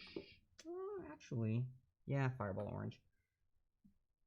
Yeah, that's gonna be an excellent color for the base of the flame. So we're gonna use this, and we're going to finish off that fire going on. Don't need a lot of it, just a little of it.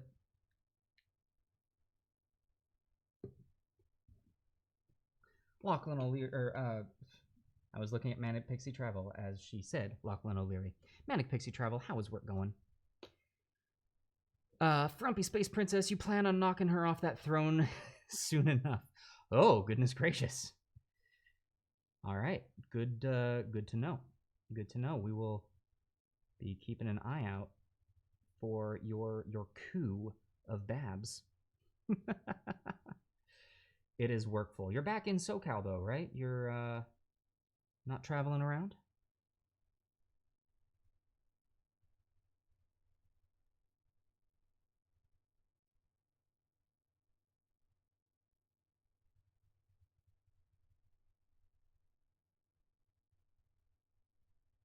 Now there's a technique that I should be doing in here that I really should practice more of, wet blending. I've never really done wet blending before, and I feel like this is the perfect time to do it. But I'm scared and a fool and I'm unprepared.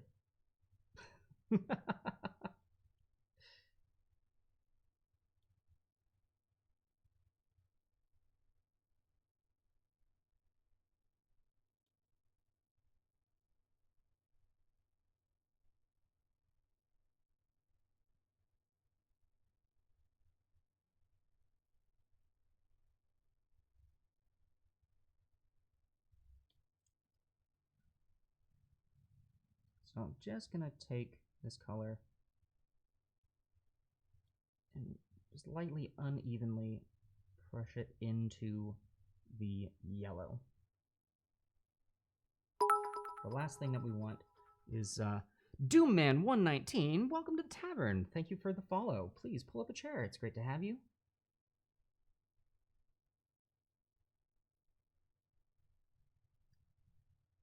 All right, I'll end up going back over that with the yellow as well to make that just a little more blended.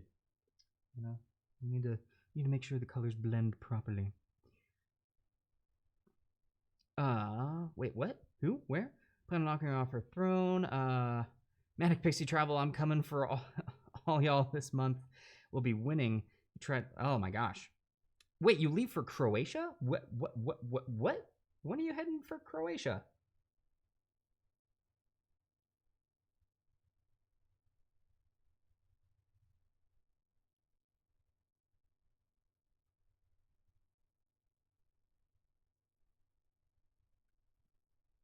All right, that's looking pretty good just in and of itself. But it's not perfect, but it's still not bad.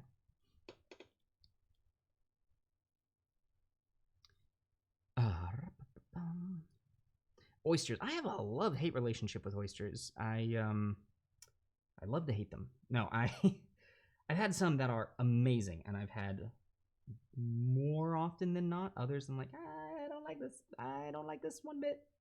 All right, I'm not liking how these colors are turning out. I'm gonna keep trying to get them to work. Wait, did I just grab the wrong color? I just grabbed the wrong color. I'm gonna keep trying to get them to work. If they don't work, I have a solution. And that solution is to just panic. Panic massively and wildly.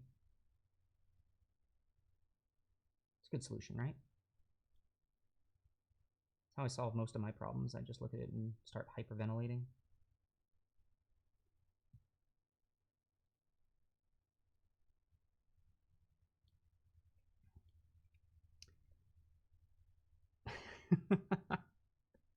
Yeah, we're done with the pandemic, right? Well, we'll see. We'll see. We may be done with it, but is it done with us?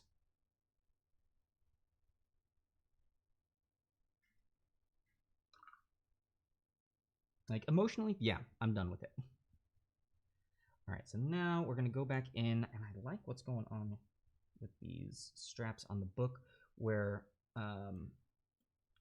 the straps here are kind of the same color as the main edge of the book. So I'm just going to go in and ever so slightly just hit those straps.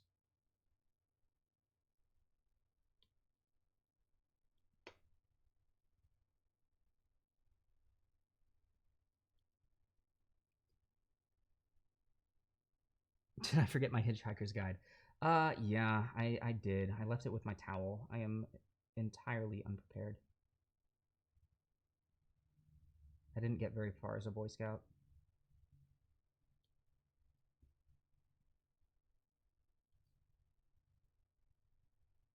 A little bit to clean up. But that is looking pretty darn good. Cool. What impressions are we doing today? Well, we've moved on from impressions, Manic Pixie Travel. We have grown as both a person and a performer. Now, instead, I don't know where I don't know where I was going with that. We've decided, actually, we were trying to learn some new. I saw we have a call for an impression time. You're out. Manic Pixie Travel, you're headed to Croatia. You've been out for a while. I mean, did we get a Vincent Price? Nah, I did not impersonate Vincent Price. And off the top of my head, I'm actually having a very hard time picturing Vincent Price. No, we're doing, I'm learning at your request what is it? An Austrian accent. That was the request. So that's in the works. I'm working on that. So settle down. I don't have it today.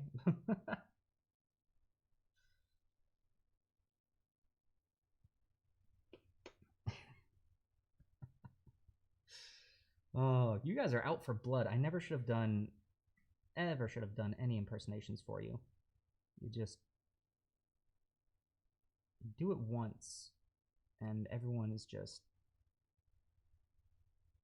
hungry for more.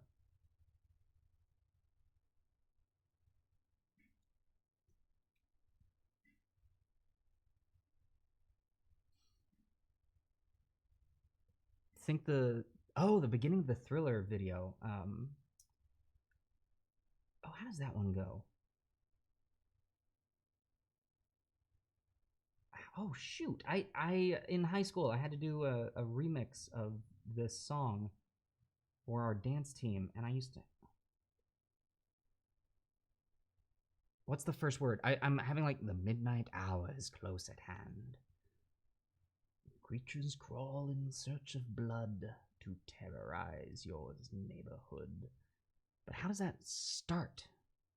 I've been told by people my accent is funny. Well, Mr. Awesome, you just have a Texan accent, right? Like Austrian accent and Donald Duck and Vincent Price. Zagmeister, why are you keeping track of this? Why would you do that? Stop it. Stop being a good mod. Donald Duck, I don't think Donald Duck is happening. I've tried. I can't get the air flow. I'll keep working on it if you guys want, but damn, if that one doesn't hurt. And not like is hard, hurts.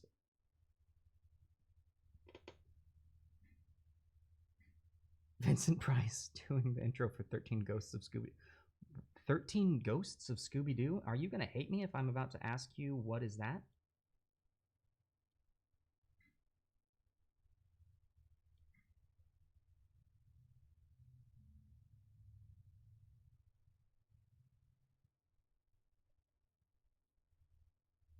You're out again. Manic Pixie Travel, you see, you keep on making the threat. You know that eventually you're gonna have to follow through. Otherwise, I don't feel the force of the threat anymore. See, this is how it works. I'm just like, oh, I so cutely take all the hits, like, no, please don't. But then eventually, I start throwing it back.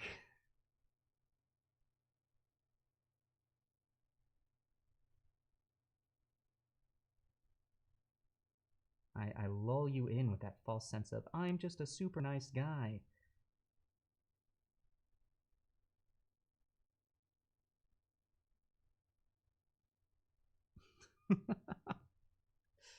"13 Ghosts" is one of your favorite. How did no one else watch this? Well, it looks like Mr. Awesome watched it.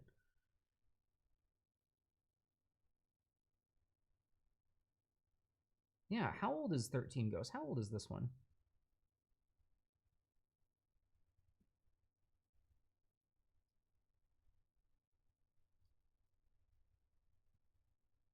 See, now I've got the intro to, or not the intro, but the midpoint of the Thriller song. For no mere mortal can resist the evil of the Thriller.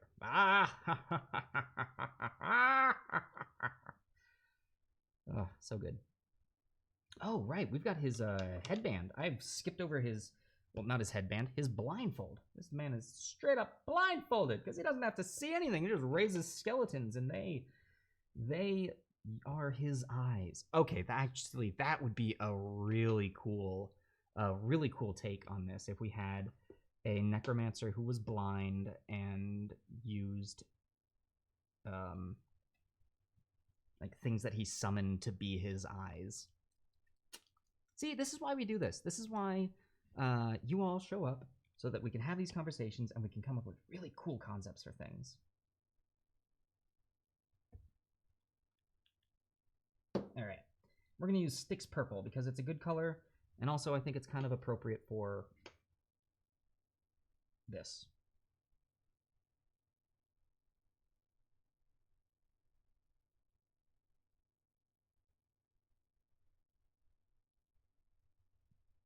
Ooh, it has some high detail work. I need to hydrate, otherwise my hands are going to continue to shake. Ah.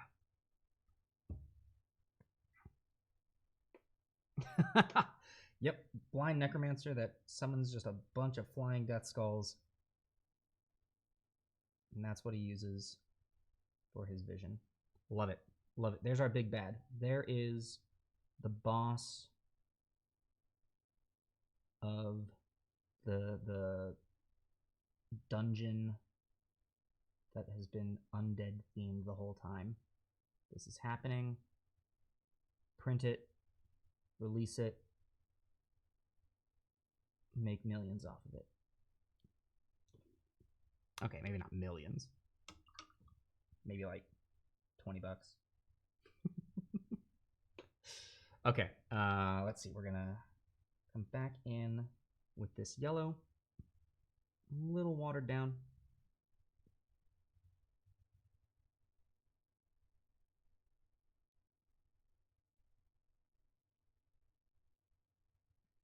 Just gonna break up that line where the two colors merge.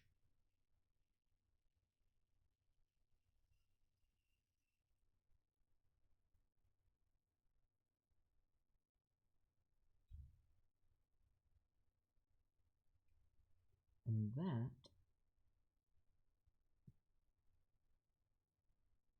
is the flame skull. That is, yep, that's it. Ooh, oh, I like that.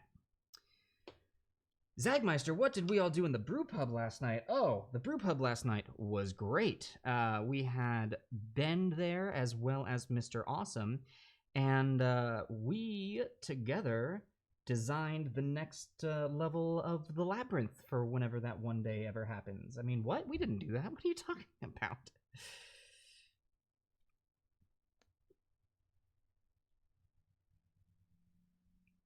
Oh, see, you're all saying like secret stuff. No, I just outed it.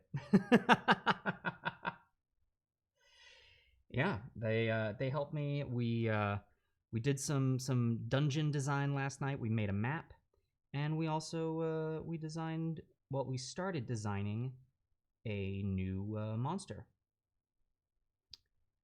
Yeah, you should be scared.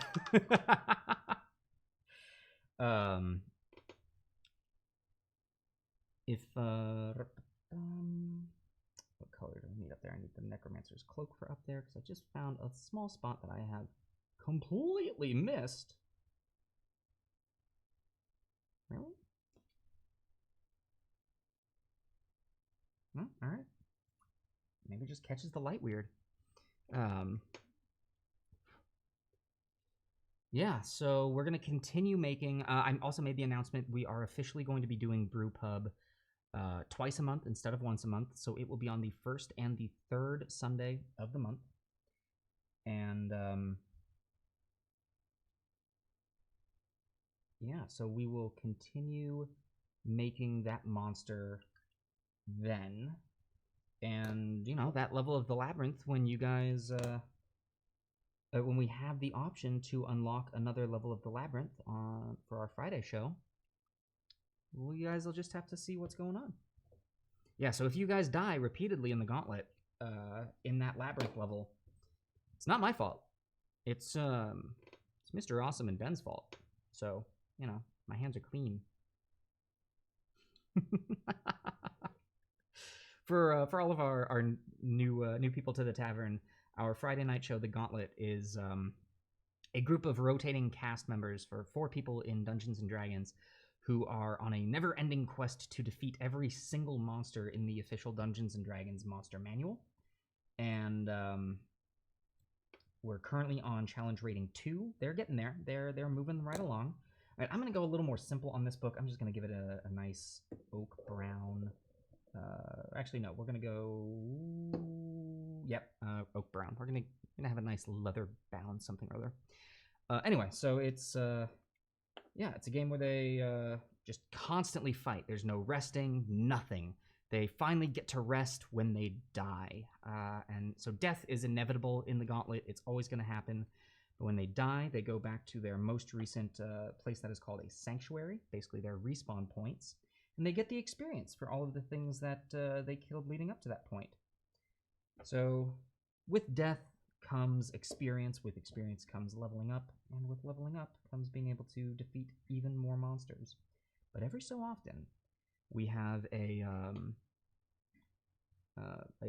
group unlock challenge here on the channel to unlock the labyrinth beneath the gauntlet, where the players may face even stranger challenges and be granted boons of magical items. Also, all bits donated on the channel here head towards our players' coffers, so they use the bits to buy items for themselves as well. So yeah, like I said, we do a bunch of things on the channel. That's kind of our big thing. Yeah, and then you get channel points for watching our shows, and you can spend the channel points to give the players advantage, give monsters disadvantage, spin the Wheel of Chaos, which Manic Pixie Travel, you freaking chaos pixie, you. And it's a lot of fun. If you're a fan of D&D, or if you're a fan of just watching people do some crazy RPG combat, we'd love to have you. It's Fridays at 5 p.m. Pacific time. All right, now I'm gonna crack my knuckles because they needed that, and we're going to use a black-gray to do the belt on the book. Guys, we're hitting the home stretch of the base colors. How exciting.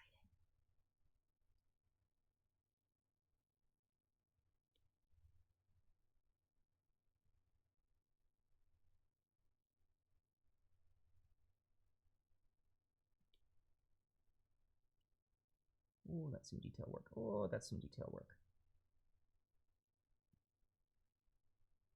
Remembering to breathe.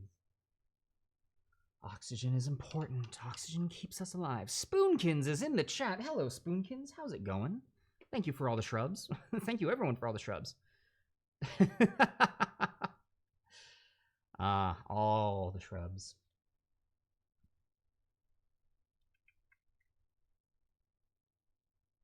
We're going to use the same color for the pages of the book.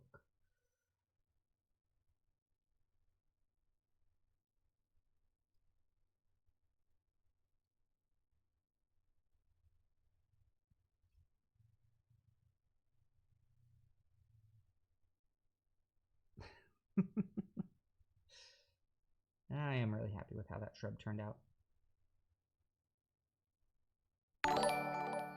My goodness gracious, Zamoon86, thank you so much for the subscription. Oh, Dragon Mage, thank you for gifting tier 1 sub. So yeah, Zamoon86, welcome to the tavern. Pull up a chair. We're so happy to have you as a regular.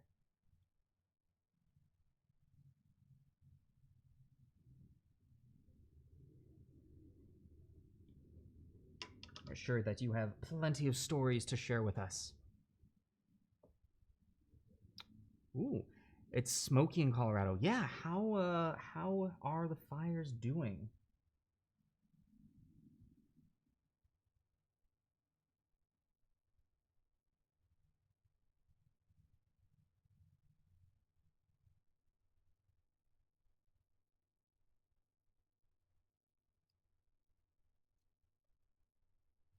All right, there's a little detail up here that no one is ever going to see.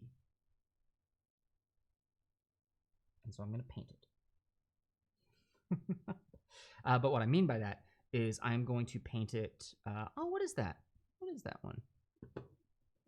Here, hold on. Let me get a much better look. Oh, I love it. It's cute.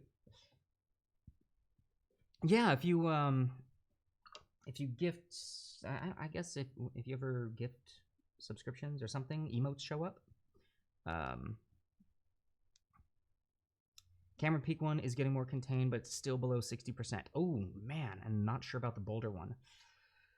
Well, please stay safe out there. Please, please, please. All right, Mummy robes. Where's mummy robes? It's around. I had such a better way of organizing my paints, and it just didn't work. Shady Scott, thank you so much for gifting the tier 1 sub. And Wolfhaxers83, welcome to the tavern. Pull up a chair. It is great to have you as a regular.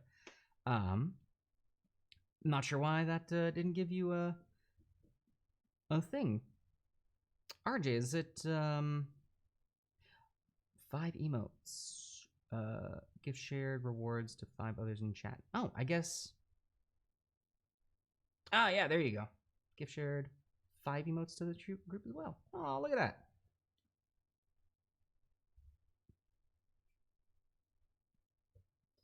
All right, where was I? Right, mummy robes. I'm looking for mummy robes. Are you mummy robes? No. Are you mummy robes? Seriously, there they are. So this is Mummy Robes by Army Painter, and we're going to use this for the wrappings around the staff. Getting it nice and shook up. There we go. I'm going to leave this right here front and center so I know that it's a color that I'm going to be using.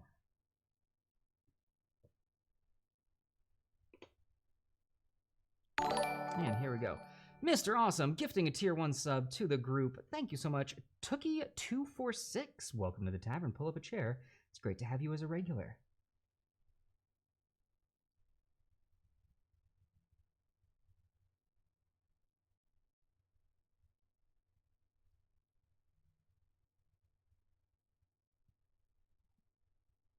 Gosh, look at you all, just sharing the love to our newfound friends. You all want emotes.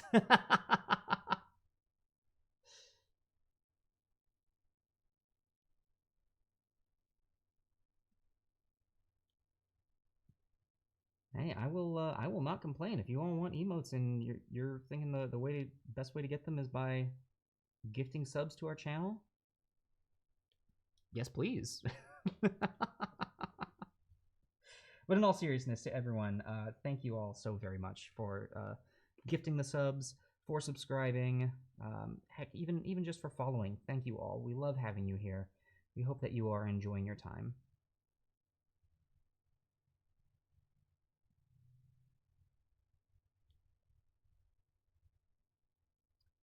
Ooh, there's going to be some touch-ups needed here. That is okay. It's never perfect the first time. Even though we want it to be. Gosh darn it.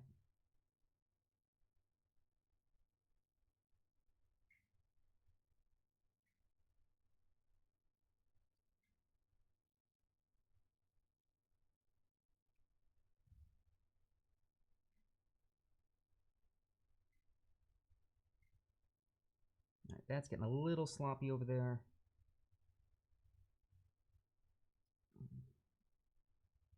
We're okay. We're doing okay. Manic Pixie Travel, you're trying to get all those, aren't you? Valkyrie621, welcome to the tavern. Please pull up a chair. It's great to have you as a regular. Thank you, Manic Pixie Travel, for the gifting of the subs. Oh man, and let's see, Babs is getting some punches thrown at her now. Oh, I gotta close this. Boink, there we go. That's what I was trying to show you all.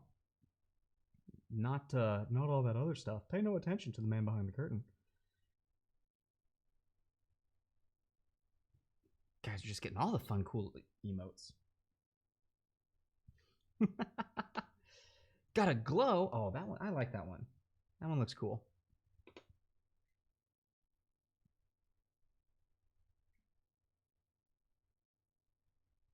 Ooh, yeah. Ugh. This stuff is getting sloppy, and I'm just making it worse as I go. Come on, Scott. You're better than that.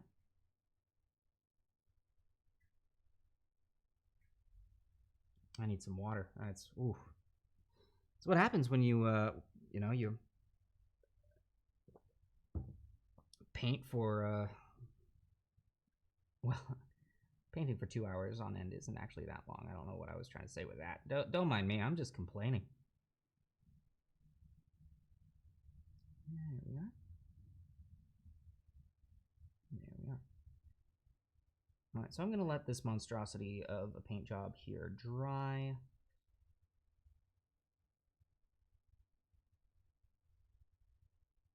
Definitely be revisiting that. And as I do, we can move on to other things. So the book on his belt is done.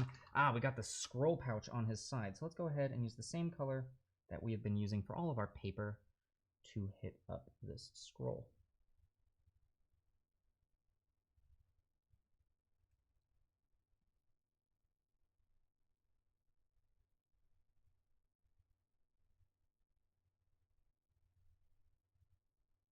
All right, we're going to hit then the top bit as well.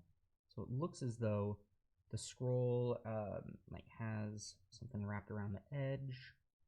So we want the bottom and the very top to be the color of the parchment, and then the middle to be whatever is holding it. There we go. My gosh, you guys are also blowing away our follower goal count now. So we're at 220 of the. I think we've got. Yeah, we're actually up to 222. Our counter is off. We're at 222 out of the 250. I'm gonna have to make another one of these here shortly, aren't I? Alrighty. Now that that's done, let's touch up.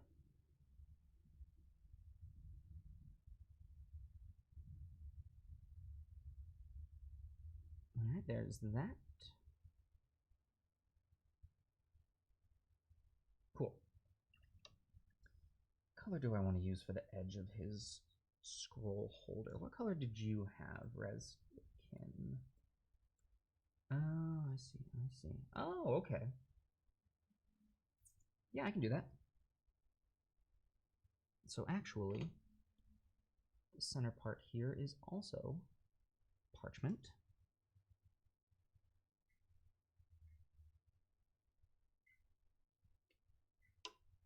There we go. All right, so we're gonna have to let that dry for a little bit longer. Book is looking pretty good. See, one thing I need to clean up on the book is this right here is a tooth. All right, there's that. Hand is needing a slight bit of work. Here's our flesh color.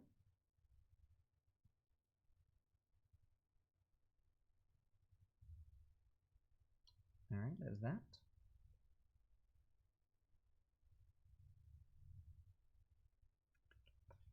Is that just a long, spindly finger of yours? That is just a long, spindly finger of yours. You creepy necromancer, you.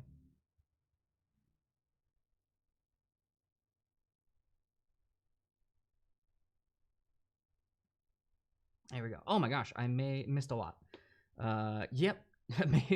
Maybe get the hype train going on Friday and all the emotes. Actually, that's a fair call. That would be the time to really get the emotes. Get in on that hype train.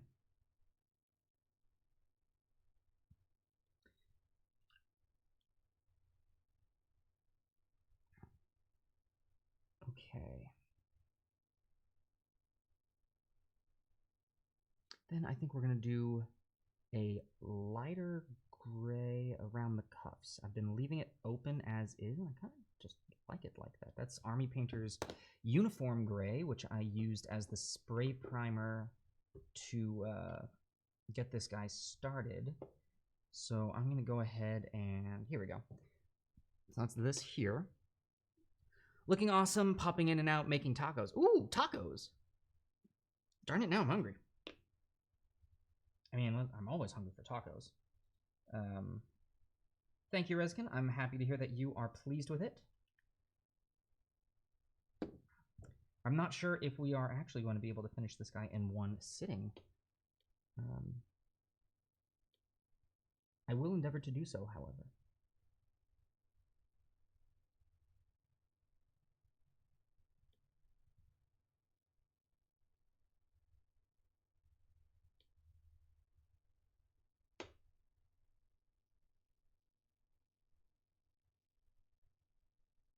There we go. And this collar just needs a little bit up here.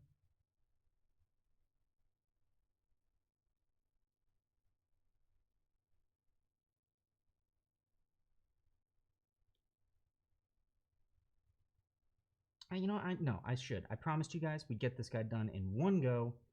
It's gonna happen. 100% gonna happen.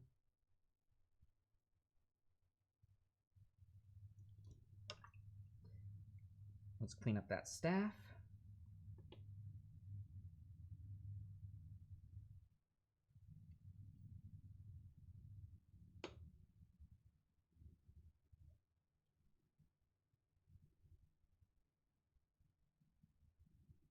These wrappings are freaking a nightmare.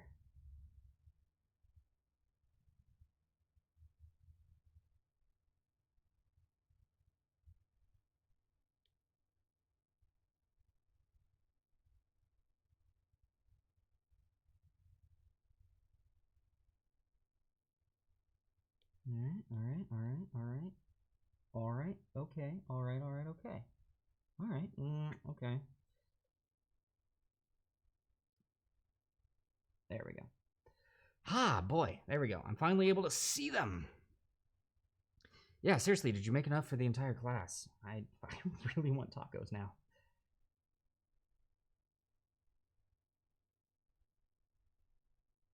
And I blame you, Rezkin. Here I am, painting a mini for you. You tempt me with tacos that I cannot have. How dare you?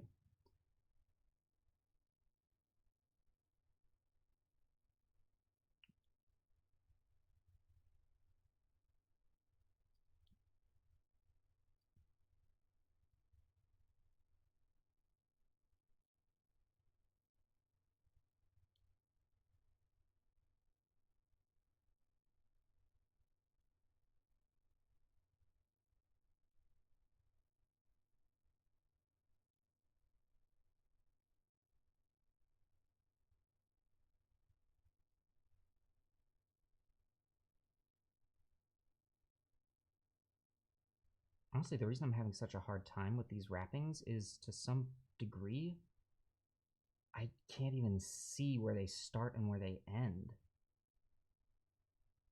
I'm kind of making this up as I go. You know what? That looks good. That looks good. Yeah, that looks great, actually. I love it. Cool. All right, let's go ahead and get the base done. What color should we use for the base? What are y'all thinking?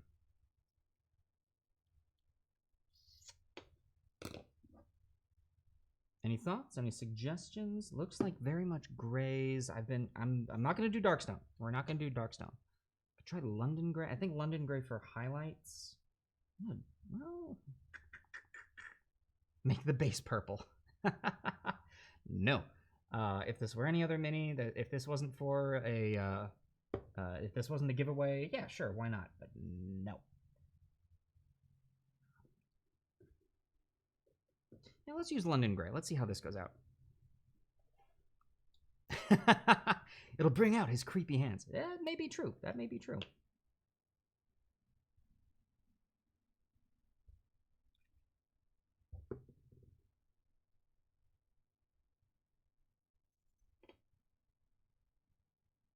It looks like the same.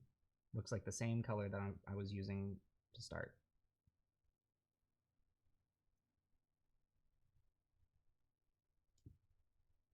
That's okay.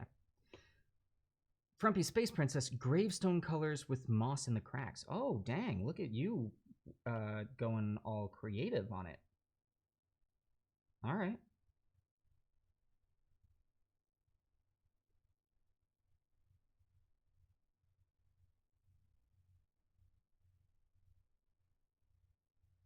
I wish I had some technical moss, like some stuff that you could put down and it would just look as though there's something in there.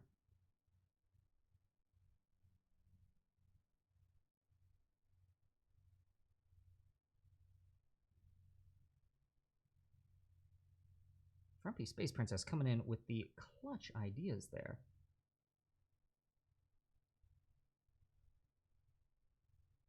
Let's make it happen. Let's do it.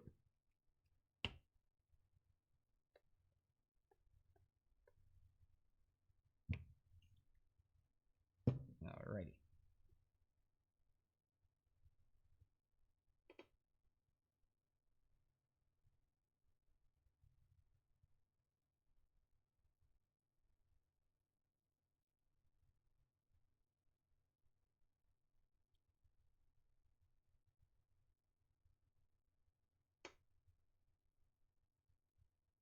Now, I'm putting this color on a little thick because for some reason the base didn't print incredibly smooth on this. I've never had this issue before, but the base is actually a little rough. So I'm hoping that if I put the paint on a little thick, it will actually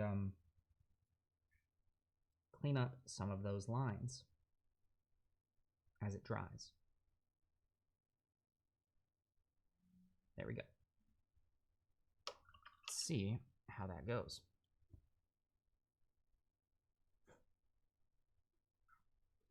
All right, now we need to get this drying because we are on to the last of our steps before we get on to washes, which is so good. And actually, while that's happening, more self-care because stay hydrated, everyone.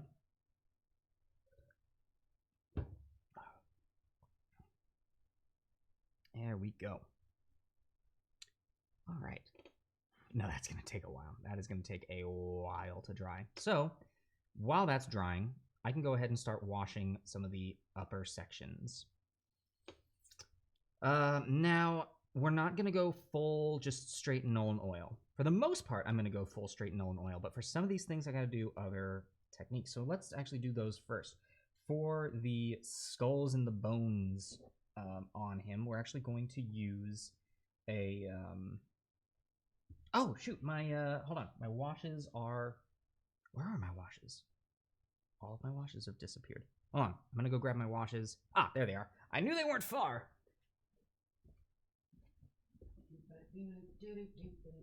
Oh, my eyes.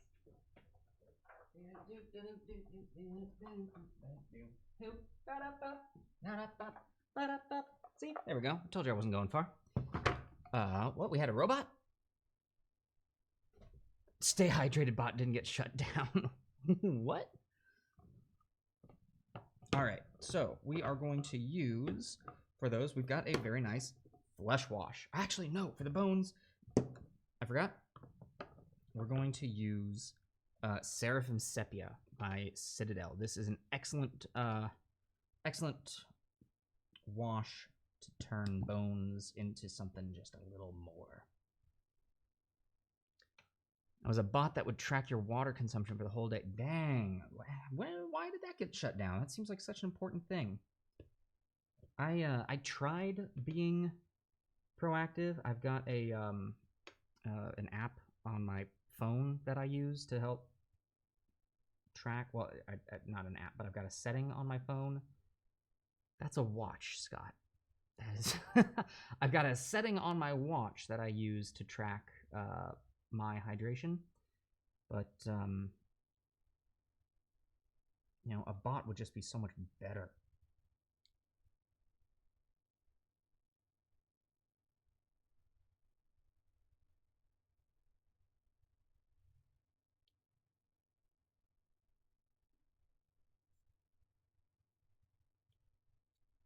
All right, so I'm using this for all of the pages, which you can see is turning it that nice yellow. You can see what it did to the skull there, which is already looking great. I'm going to use this on the skull on his belt buckle.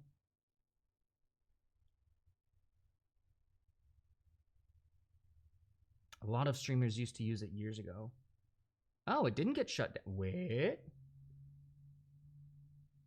Oh, well then, hot spit. Where do we go to get that? Because that's important. Just move to a full channel. Yeah, no, that's very important. We need that.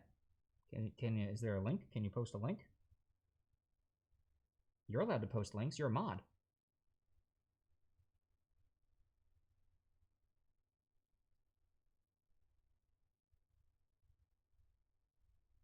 All right, there's that. Yeah, and already that wash is doing some great numbers to the skull and all the craziness going on. Cool. So now we are going to use Flesh Wash by Army Painter. And this is actually, I think, one of the best washes for fleshy colors. If you're ever working with something that needs flesh, this is my go-to. I know Citadel makes something similar, but Army Painter, man, this is the one. And we're actually going to use Flesh Wash on his flesh. Who would have thought?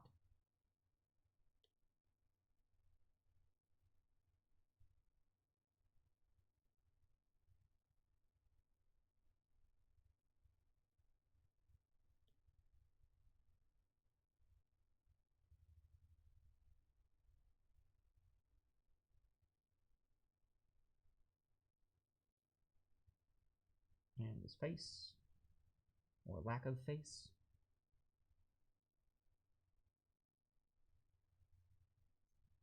Now you might be looking at it going, but wait, Scott, that's not the same color as the flesh. Yeah, I know. But what this actually does is tie the purple into feeling a little more like flesh. So it's important. It's good. Hydrate. I just hydrated. But okay, I'll do it again.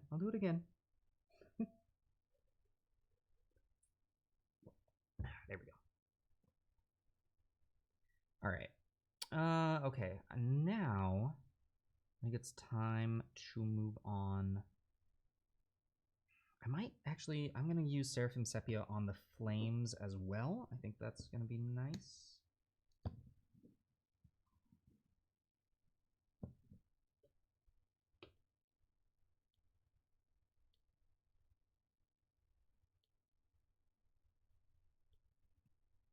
Now you also might be thinking, wait, Scott, a wash on flames? Yeah, I know. I can hear you.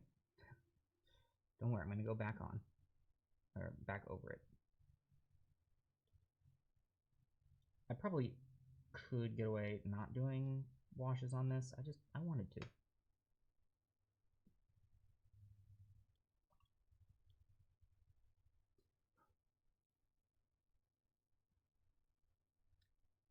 I'm going to soak up as much of it as I can because I don't want it to have a lot. I just want it, honestly, if anything, I just used it for a little bit of a glaze. See, I'm trying to justify it. Oh, you're trying to set up the bot.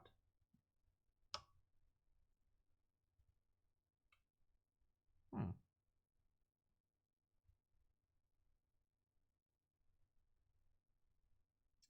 Okay. Moving on to the rest of him. I do think we're going to be cheap and we're going to be lazy and we're going to non oil him. I think that'll still look pretty darn good. Let's do it.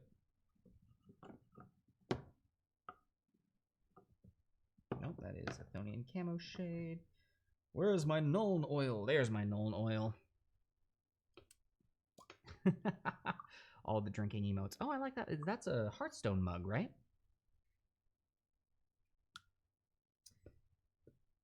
All right, on to everyone's favorite step.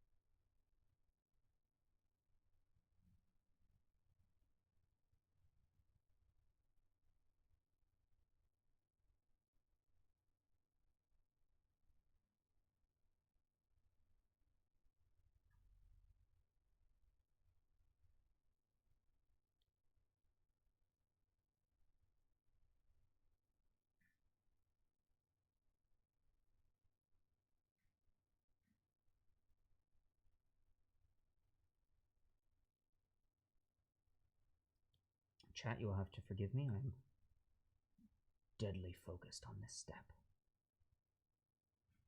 This is my favorite part. I don't want to miss a single moment of this.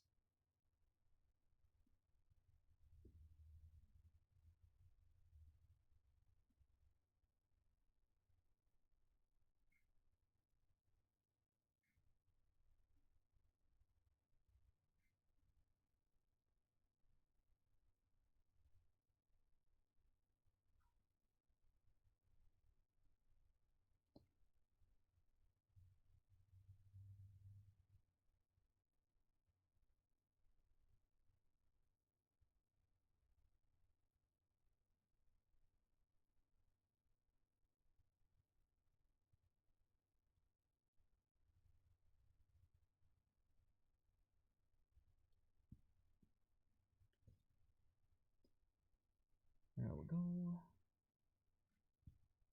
Here we go. It's getting there, it's getting there. And then the rest of your face.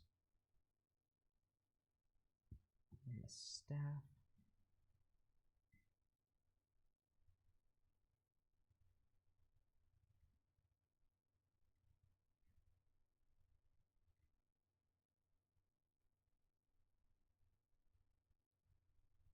Oh, nope, did not want to do that. Did not want to do that. Did not want to do that. Luckily, just like that, we have cleaned it up. Problem solved. Nothing to see here. Don't worry about it. There we go. Look at him.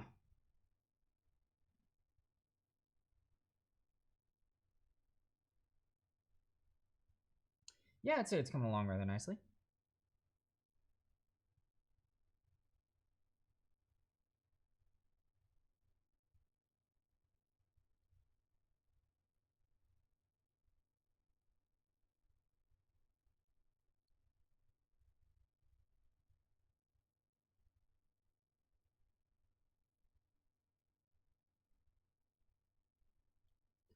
All right.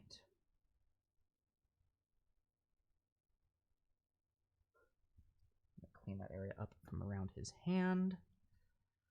Lachlan O'Leary, thank you so very much. He is looking, yeah, I'm pretty happy with how he's turning out.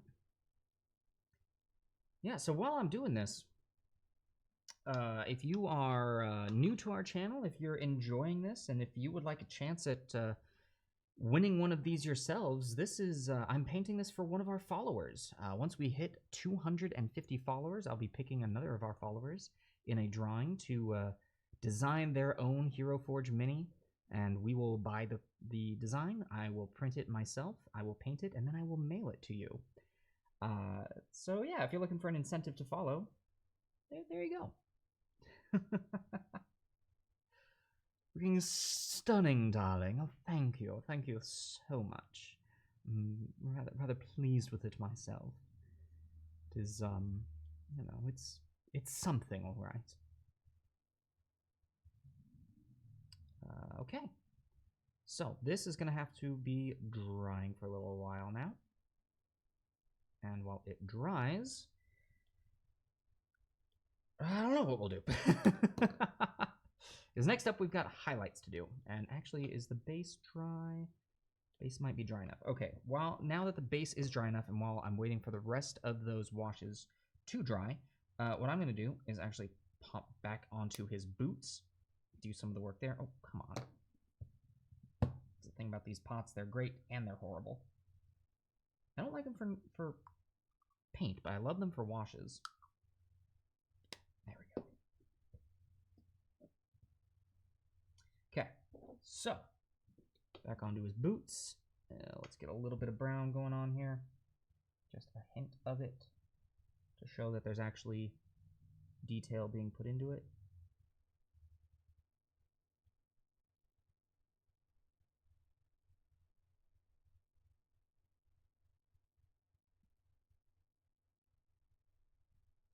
Other boot is not gonna, whoa, that was my clean water. That's okay, I didn't get very much on it at all. And then the very front of the boot has that wonderful just brightness to it. That was this color here. Oh wait, no, that was the corpse pale. That was this color here. Get that. And we're just gonna hit the toe. Like that.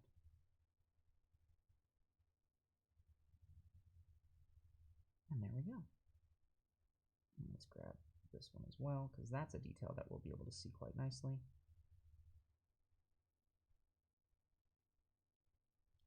Boom. There it is. That's what his boots needed. All right.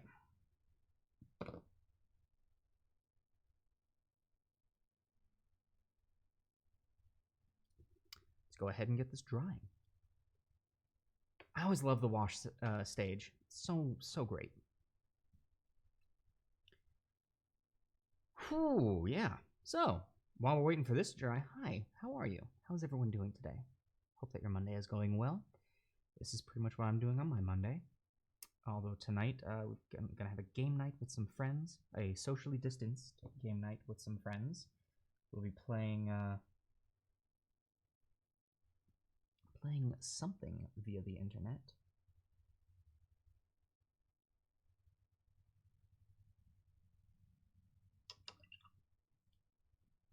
Doesn't look like he's floating anymore. Yeah, exactly. Looks like he's actually anchored to the ground, like a good necromancer should be.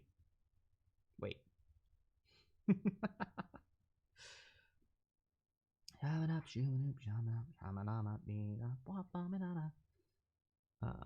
That's the song that I sing while I wait for things to dry.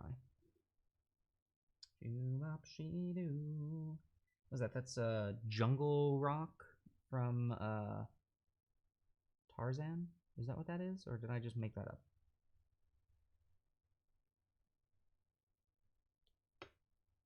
Yep, alright. There's some new Jackbox games. No kidding. Did they release like Jackbox Party Pack 7? Is that a thing? Because that would be great.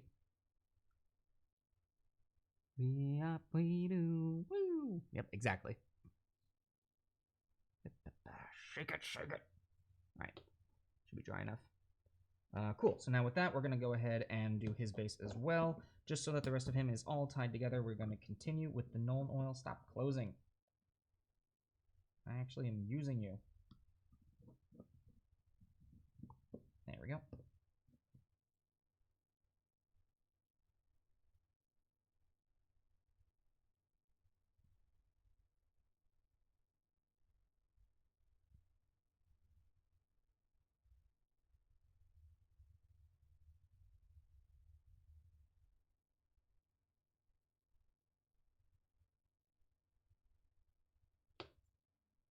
Ooh, that's actually turning out really nice.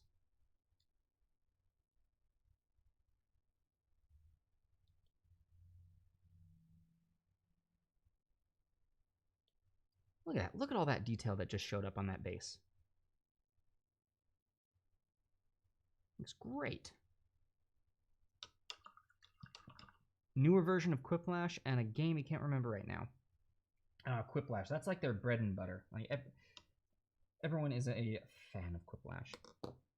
I am a big fan of the what's the one? The T-shirt combat one. Like everyone designs a T-shirt and then whoever has the coolest design wins. All right. Also, while all that is drying, we're gonna pull out the matte black.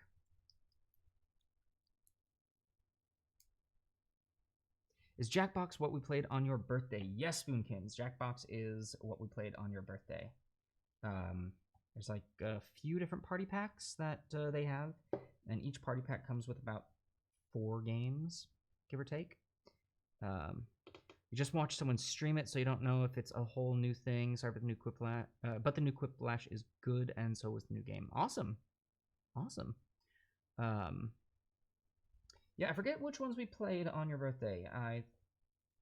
We did the murder mystery or the murder trivia, which is one of my favorites. Oh, sorry, really quick. I'm now going to outline the base of this guy in black because I enjoy doing that. I think it gives a very clean look to it.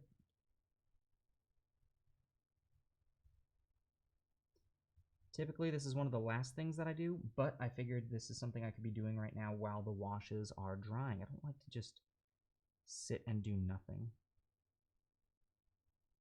Even if I'm not painting on camera, I don't like to sit the mini down and go do something else. I like to be active with it.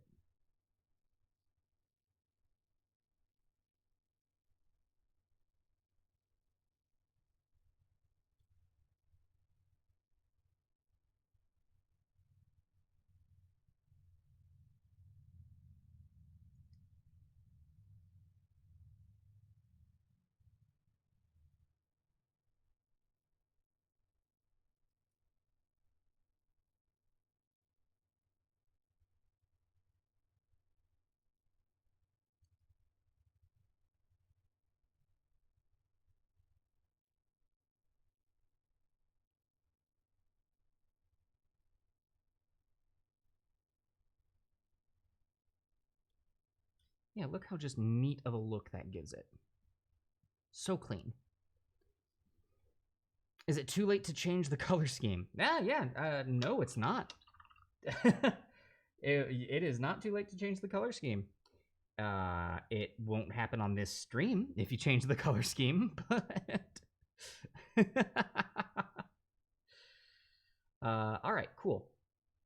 So, let's do some of these colors and highlights.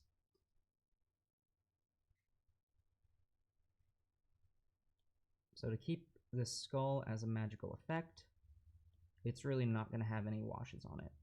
So actually, Rezkin, question for you. Do you want the skull to have blackout sockets, or do you want it to stay white like this? Because I realized it's not going to have a wash on it because this is a magical effect. It's not going to be producing, or it's not going to really have shadows on it anywhere. So it's going to be remaining this color. But, you know, the sockets can be black if you want them to be. It can stay just like this pure white that we've got going on right now. It's totally up to you.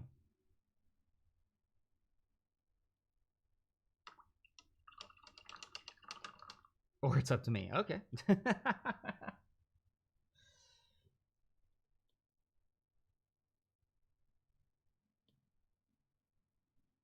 Okay. So now into the highlighting. Yes. Starting with the Necromancer's cloak.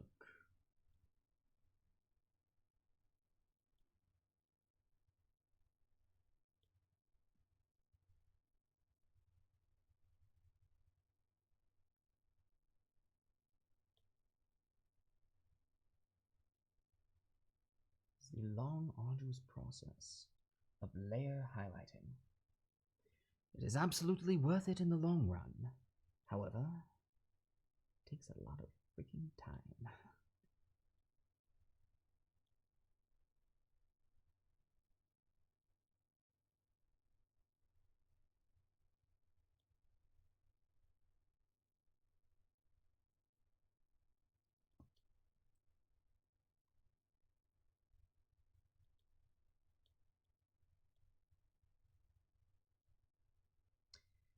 Yeah, normally we would be going for about another 15 minutes, but I'm going to be perfectly honest with you folks. I promised you we are going to get this mini painted on stream today.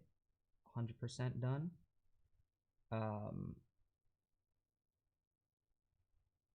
We might be at this for another hour. So, there's that.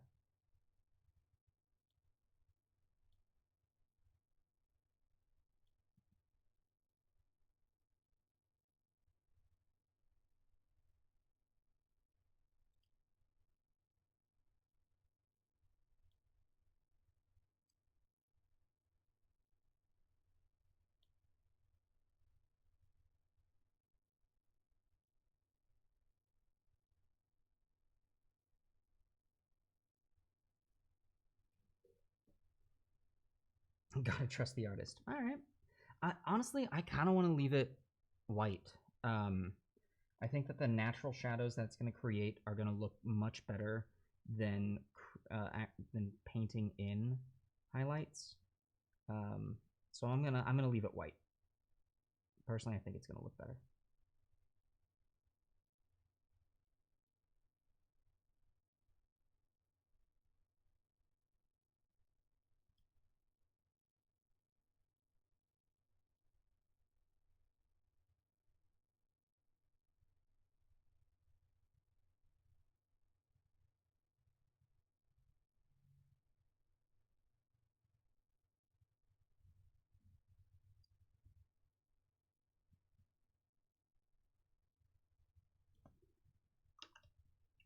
All right, there's that.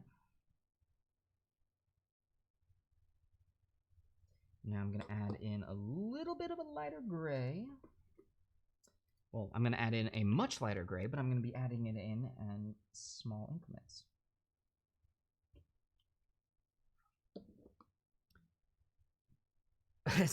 Spoonkins, the longer I paint, the more points you earn for Friday. That is true, which also I need to let everyone here know. I think that this Friday at intermission, the economy is likely changing again. So use your points, you know, now. It's true, but you're playing on Friday. Yeah, use the points now because prices are going to be going up.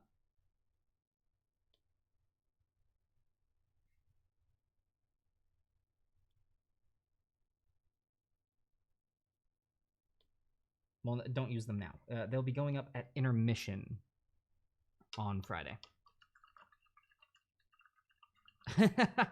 You can't change it because Shady Scott broke the thing. No. That's not why I'm changing it. I'm changing it because there's suddenly a lot more viewers. We have a lot more viewers.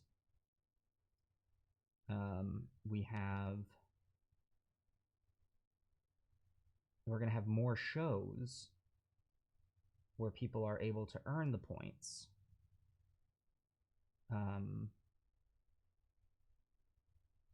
So those are the main reasons that we're gonna have more shows where people can earn the points, and that we have a lot more viewers. And this is something that I warned was gonna happen down the pipeline.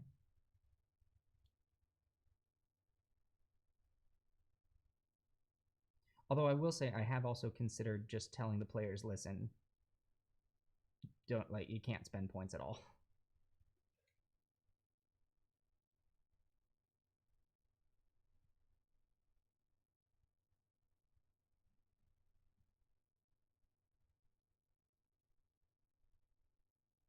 And Shady Scott, that's not just because of you. I want to be clear about that.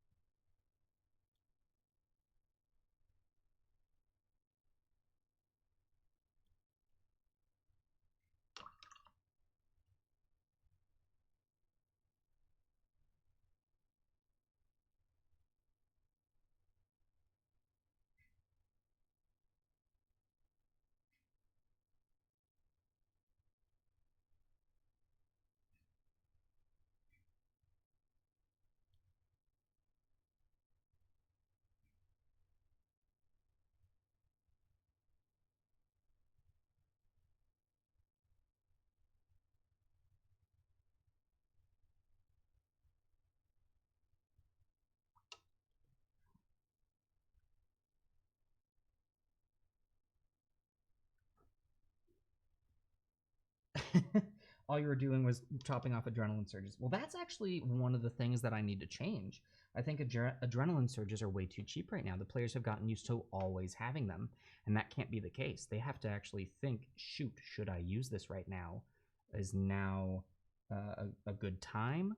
So, yeah, that's one of the things that's one of the big changes that we're going to be implementing is that adrenaline surges are going to go up in price. You can't always depend on having advantage or re-rolling the die, which is realistically all that it is.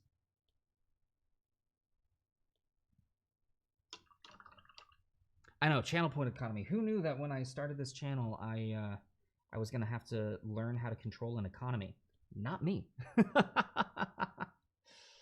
That's fine, but don't change chaos. So here's... Actually, no, I'm not even going to talk about what I'm going to do to the Chaos Wheel.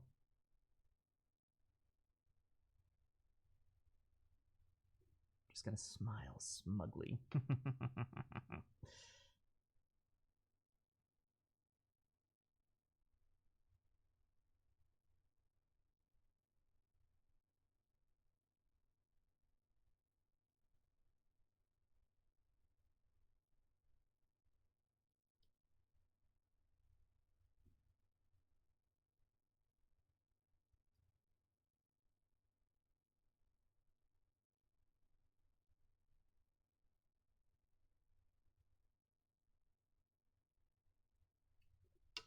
Okay, brush, I need you to work with me here. Because right now, I'm putting down, or I'm trying to put down paint, and no paint is coming off. You can change it to any price, and I'll save up for a big blowout.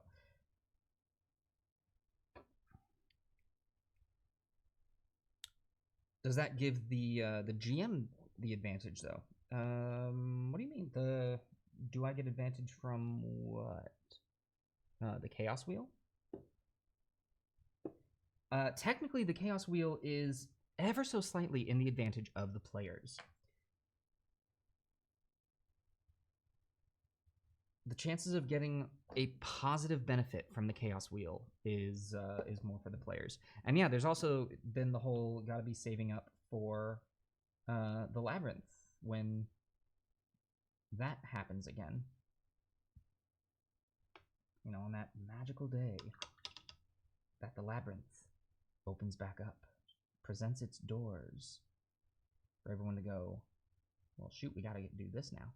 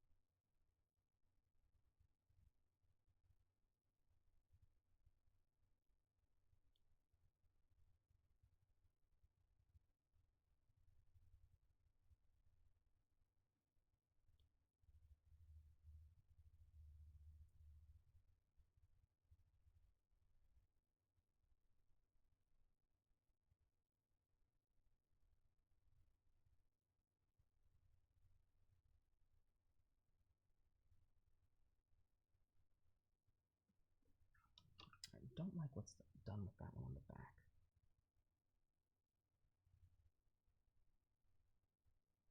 Yeah, I can glaze it, and that will take care of that.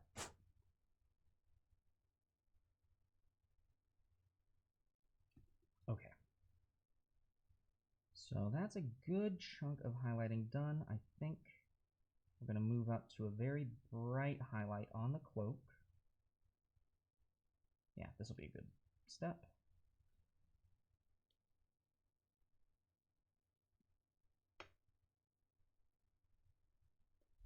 Be a good step if any of the color will actually lay down. Come on. There you go.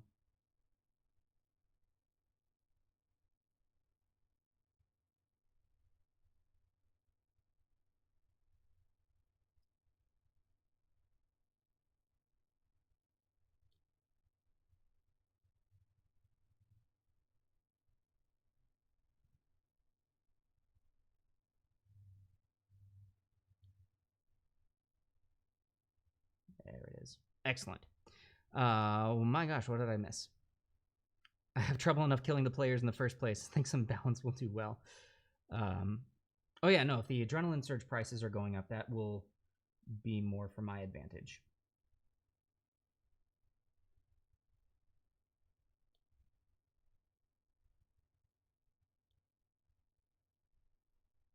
$100%, 100% towards my advantage. All right.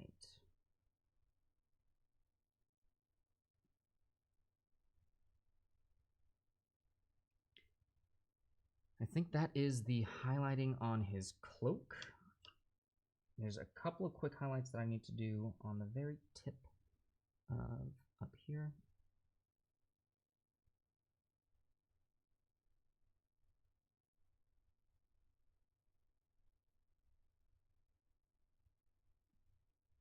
That one.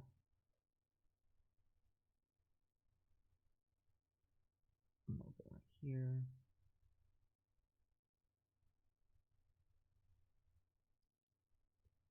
And a little bit right here.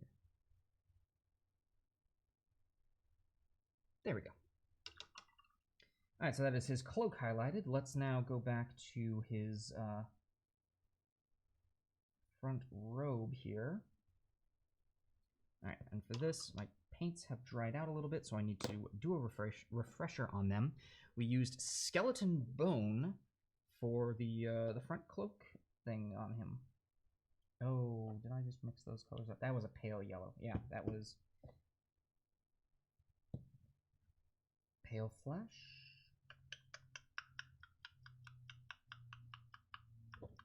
Uh-oh.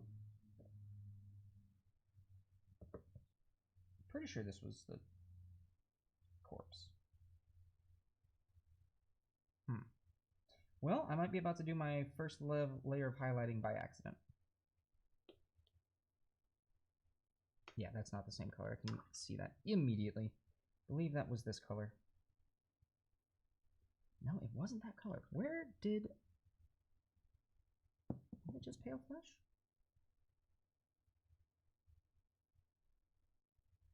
Oh, you know what? We mixed a little bit of pale flesh with corpse yellow.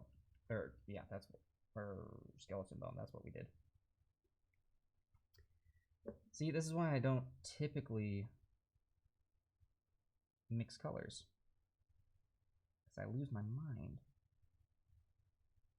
Yeah, there it is. There it is. We found it again, folks! We got it!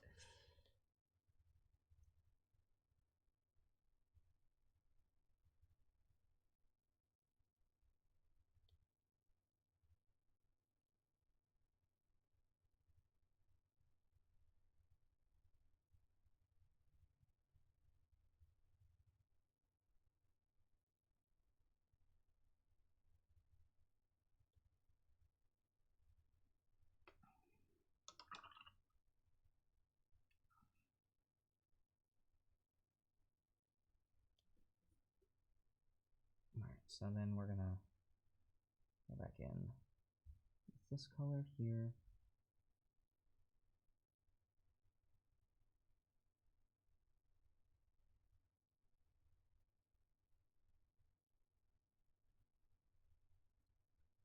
Looking good, looking great.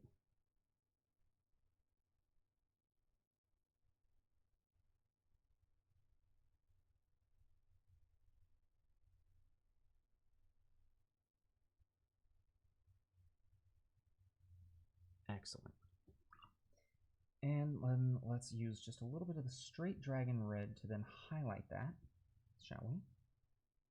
No, that's not brighter. That's darker, but of red. So to highlight that, let's merge a little bit of this in. Yeah, there we go. Get more of like a coppery color. That's fine.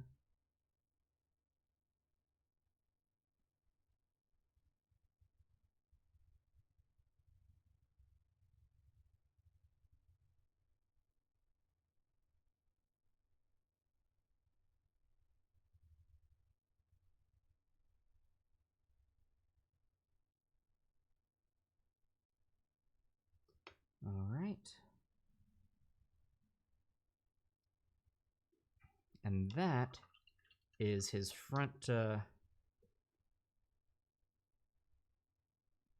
robe.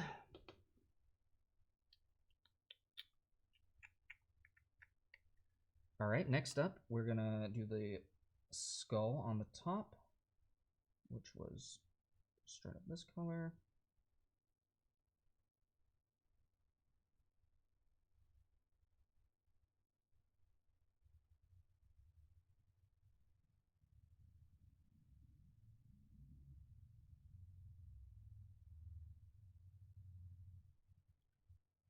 Here we go, here we go, here it is.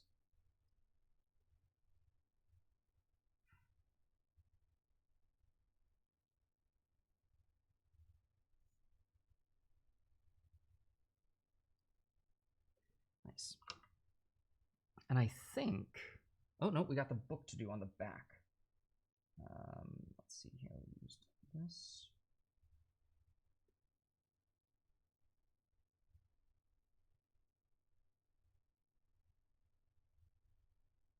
going to do very minor highlights on it.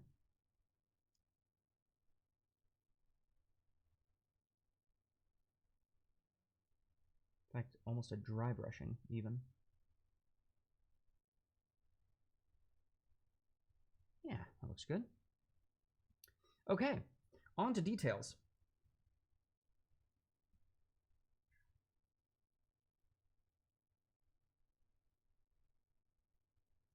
A couple things I need to clean up right here.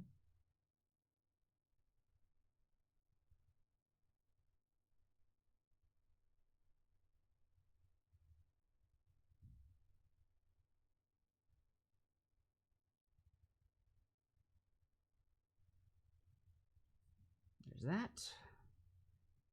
Oh, right, his rings. What do we have for the rings? Silver with yellow on them. We can do that.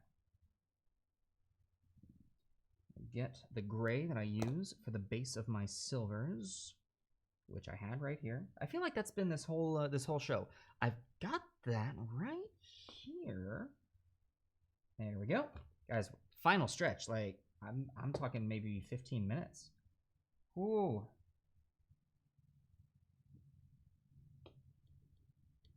All right. That one, we're not going to see the band at all. We're just going to see the massive gem. This,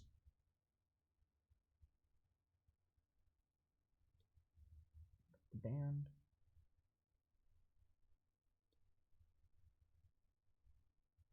Right there. All right, so there's one ring. Okay. This is where the major detail work comes into play, and I'm gonna really focus in.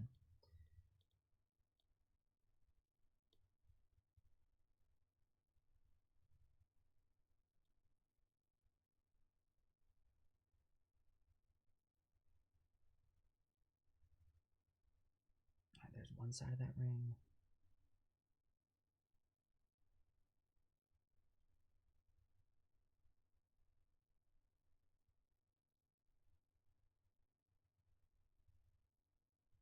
The other side of the ring.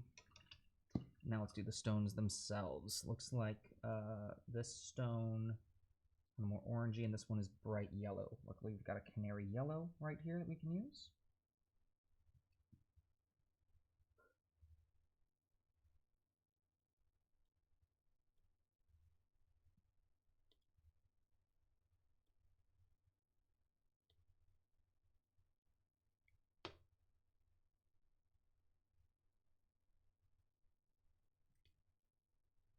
There's that.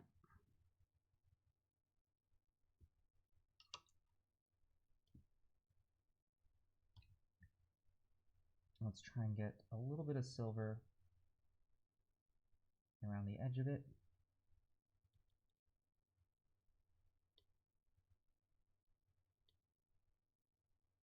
And it looks as though there actually is a ring right here. We're just going to paint that on as well. There's that one.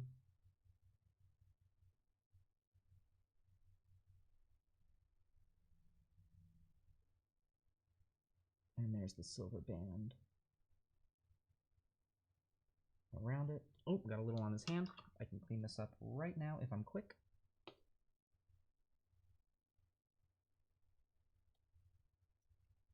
Doesn't look like I'm quick, so what I can do is use the color of his hand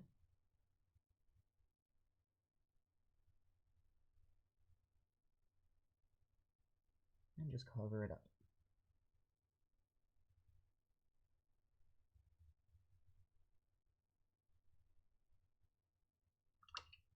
And then the other gem is a little more orange.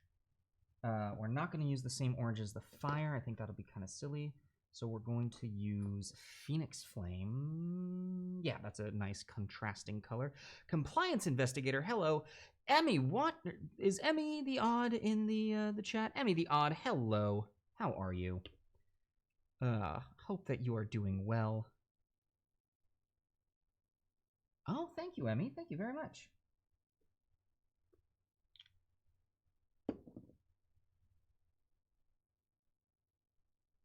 We're going to get this gem now.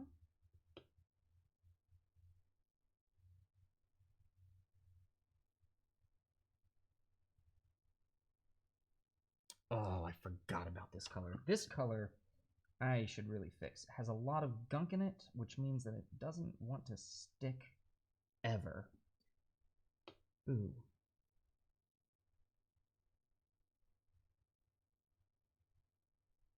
However, that did it. All right, and while that dries, I'm going to go ahead and do a very quick glaze using the Nuln oil. Just using very little to go back over our highlights, just to tie them in.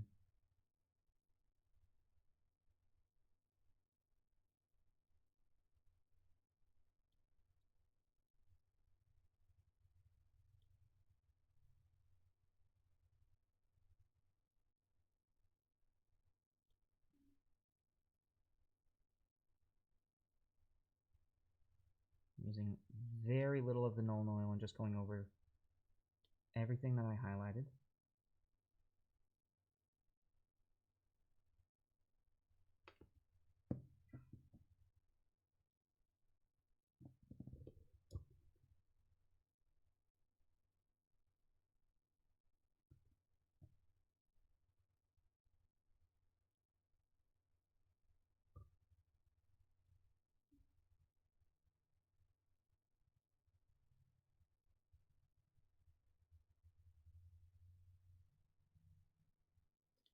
Don't always need to do this step, but I wasn't super happy with my highlighting job, so I wanted to do that to clean it up. And ladies and gentlemen, there we have it. One Necromancer by Rezkin is looking awesome. Oh, actually, hold on. I spoke way too soon. I spoke too soon. Don't tell me anything yet. We got to highlight his face. We got to highlight his face.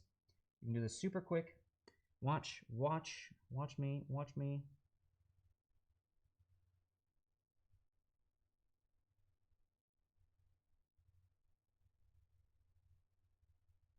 One.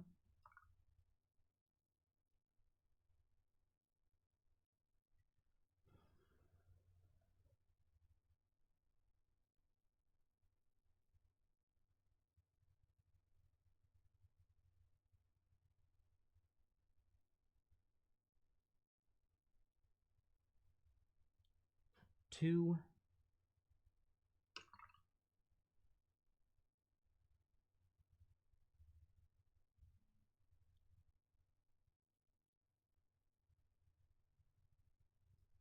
Three. Done. There it goes. Now he's done. Yeah. Boy, I really like how this guy turned out. And look at this. Look at this. Hold on, let me.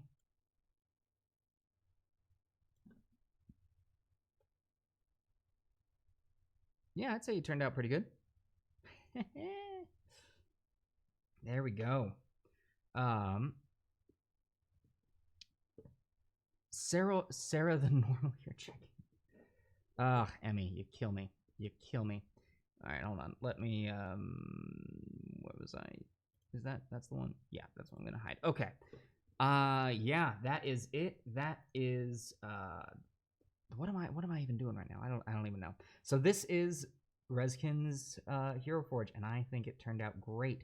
Rezkin, if it's all the same to you, I'm going to hold on to this until the end of okay, this is what I was doing. I'm going to put this back up so we can have it still as reference. Yeah. I'm going to hold on to this until the end of the month because I want to take some nice pictures of it and also include it in the Halloween battle map that we're putting together. I think he's going to fit in perfectly. And I know we were joking earlier, but I do think that he's going to end up being like the boss of the encounter. I think that this is perfect for that. So, but yeah, once that's done, I'll we'll get your mailing address from you, and I will send him to you. Congratulations again on winning the giveaway. We got a lot of followers today, which again, to all of you new here, very, very thankful. Thank you so much for following. Welcome. But that has put us pretty far into the next giveaway, which is happening at 250, and I think we're actually at like 222, 223, something like that. Let me pop it. Yeah, 222. So yeah, we'll be doing this again here soon. But next week we will be working on I want to do a mausoleum is the plan. I got to print it first, but we'll get a mausoleum done, and that should be pretty much the end of our spooky season. Yeah, no, he turned out great. Rezkin, thank you again for giving me the opportunity to work on this guy. I had an absolute blast doing it. So yeah, thank you all so much for watching. I hope that you enjoyed this week's episode of Painting in Place. If you're new to the channel and enjoyed the show, please consider giving us a follow. It means the world to us. If you liked it a lot, consider giving us a subscription. That would mean more to us, even more so. Before we go, I do want to give a big old thank you to all of our patrons over on Patreon. You guys are incredible. We have hit our next Patreon goal, which means that we get to upgrade our audio setup. So we're going to have a fancier microphone in here, which hopefully means I'll actually be able to bump my volume a little bit more. We'll be able to get rid of some of our audio echo that's going on in the new tavern here. Anyway, our patrons are amazing. We love you. If you would like to consider becoming a patron, you can check out our Patreon. We have the Brewpub show that I talked about during the chat, where we make homebrew content together twice a month. You get to help out and make stuff that actually will show up in our show on Friday. What? Friday's show is the Gauntlet. We've got a lot going on there. Elios will be joining us again this week. Our other show then, the Pack Plays, is happening on Sunday. But yeah, also, if you would like, you can follow us on Facebook, Instagram, Twitter, all those good things. We have a public Discord that you are welcome to join, where we will actually be heading over for a quick post-show hangout today. So we're going to pop over there. We're going to be in a place that you guys can actually hang out a little more, ask more like one-on-one question type stuff, and also, just be a part of our community. Yes, and Emmy the Odd is reminding me that we have a new show that is airing not just in October, but is airing next week, October the 28th.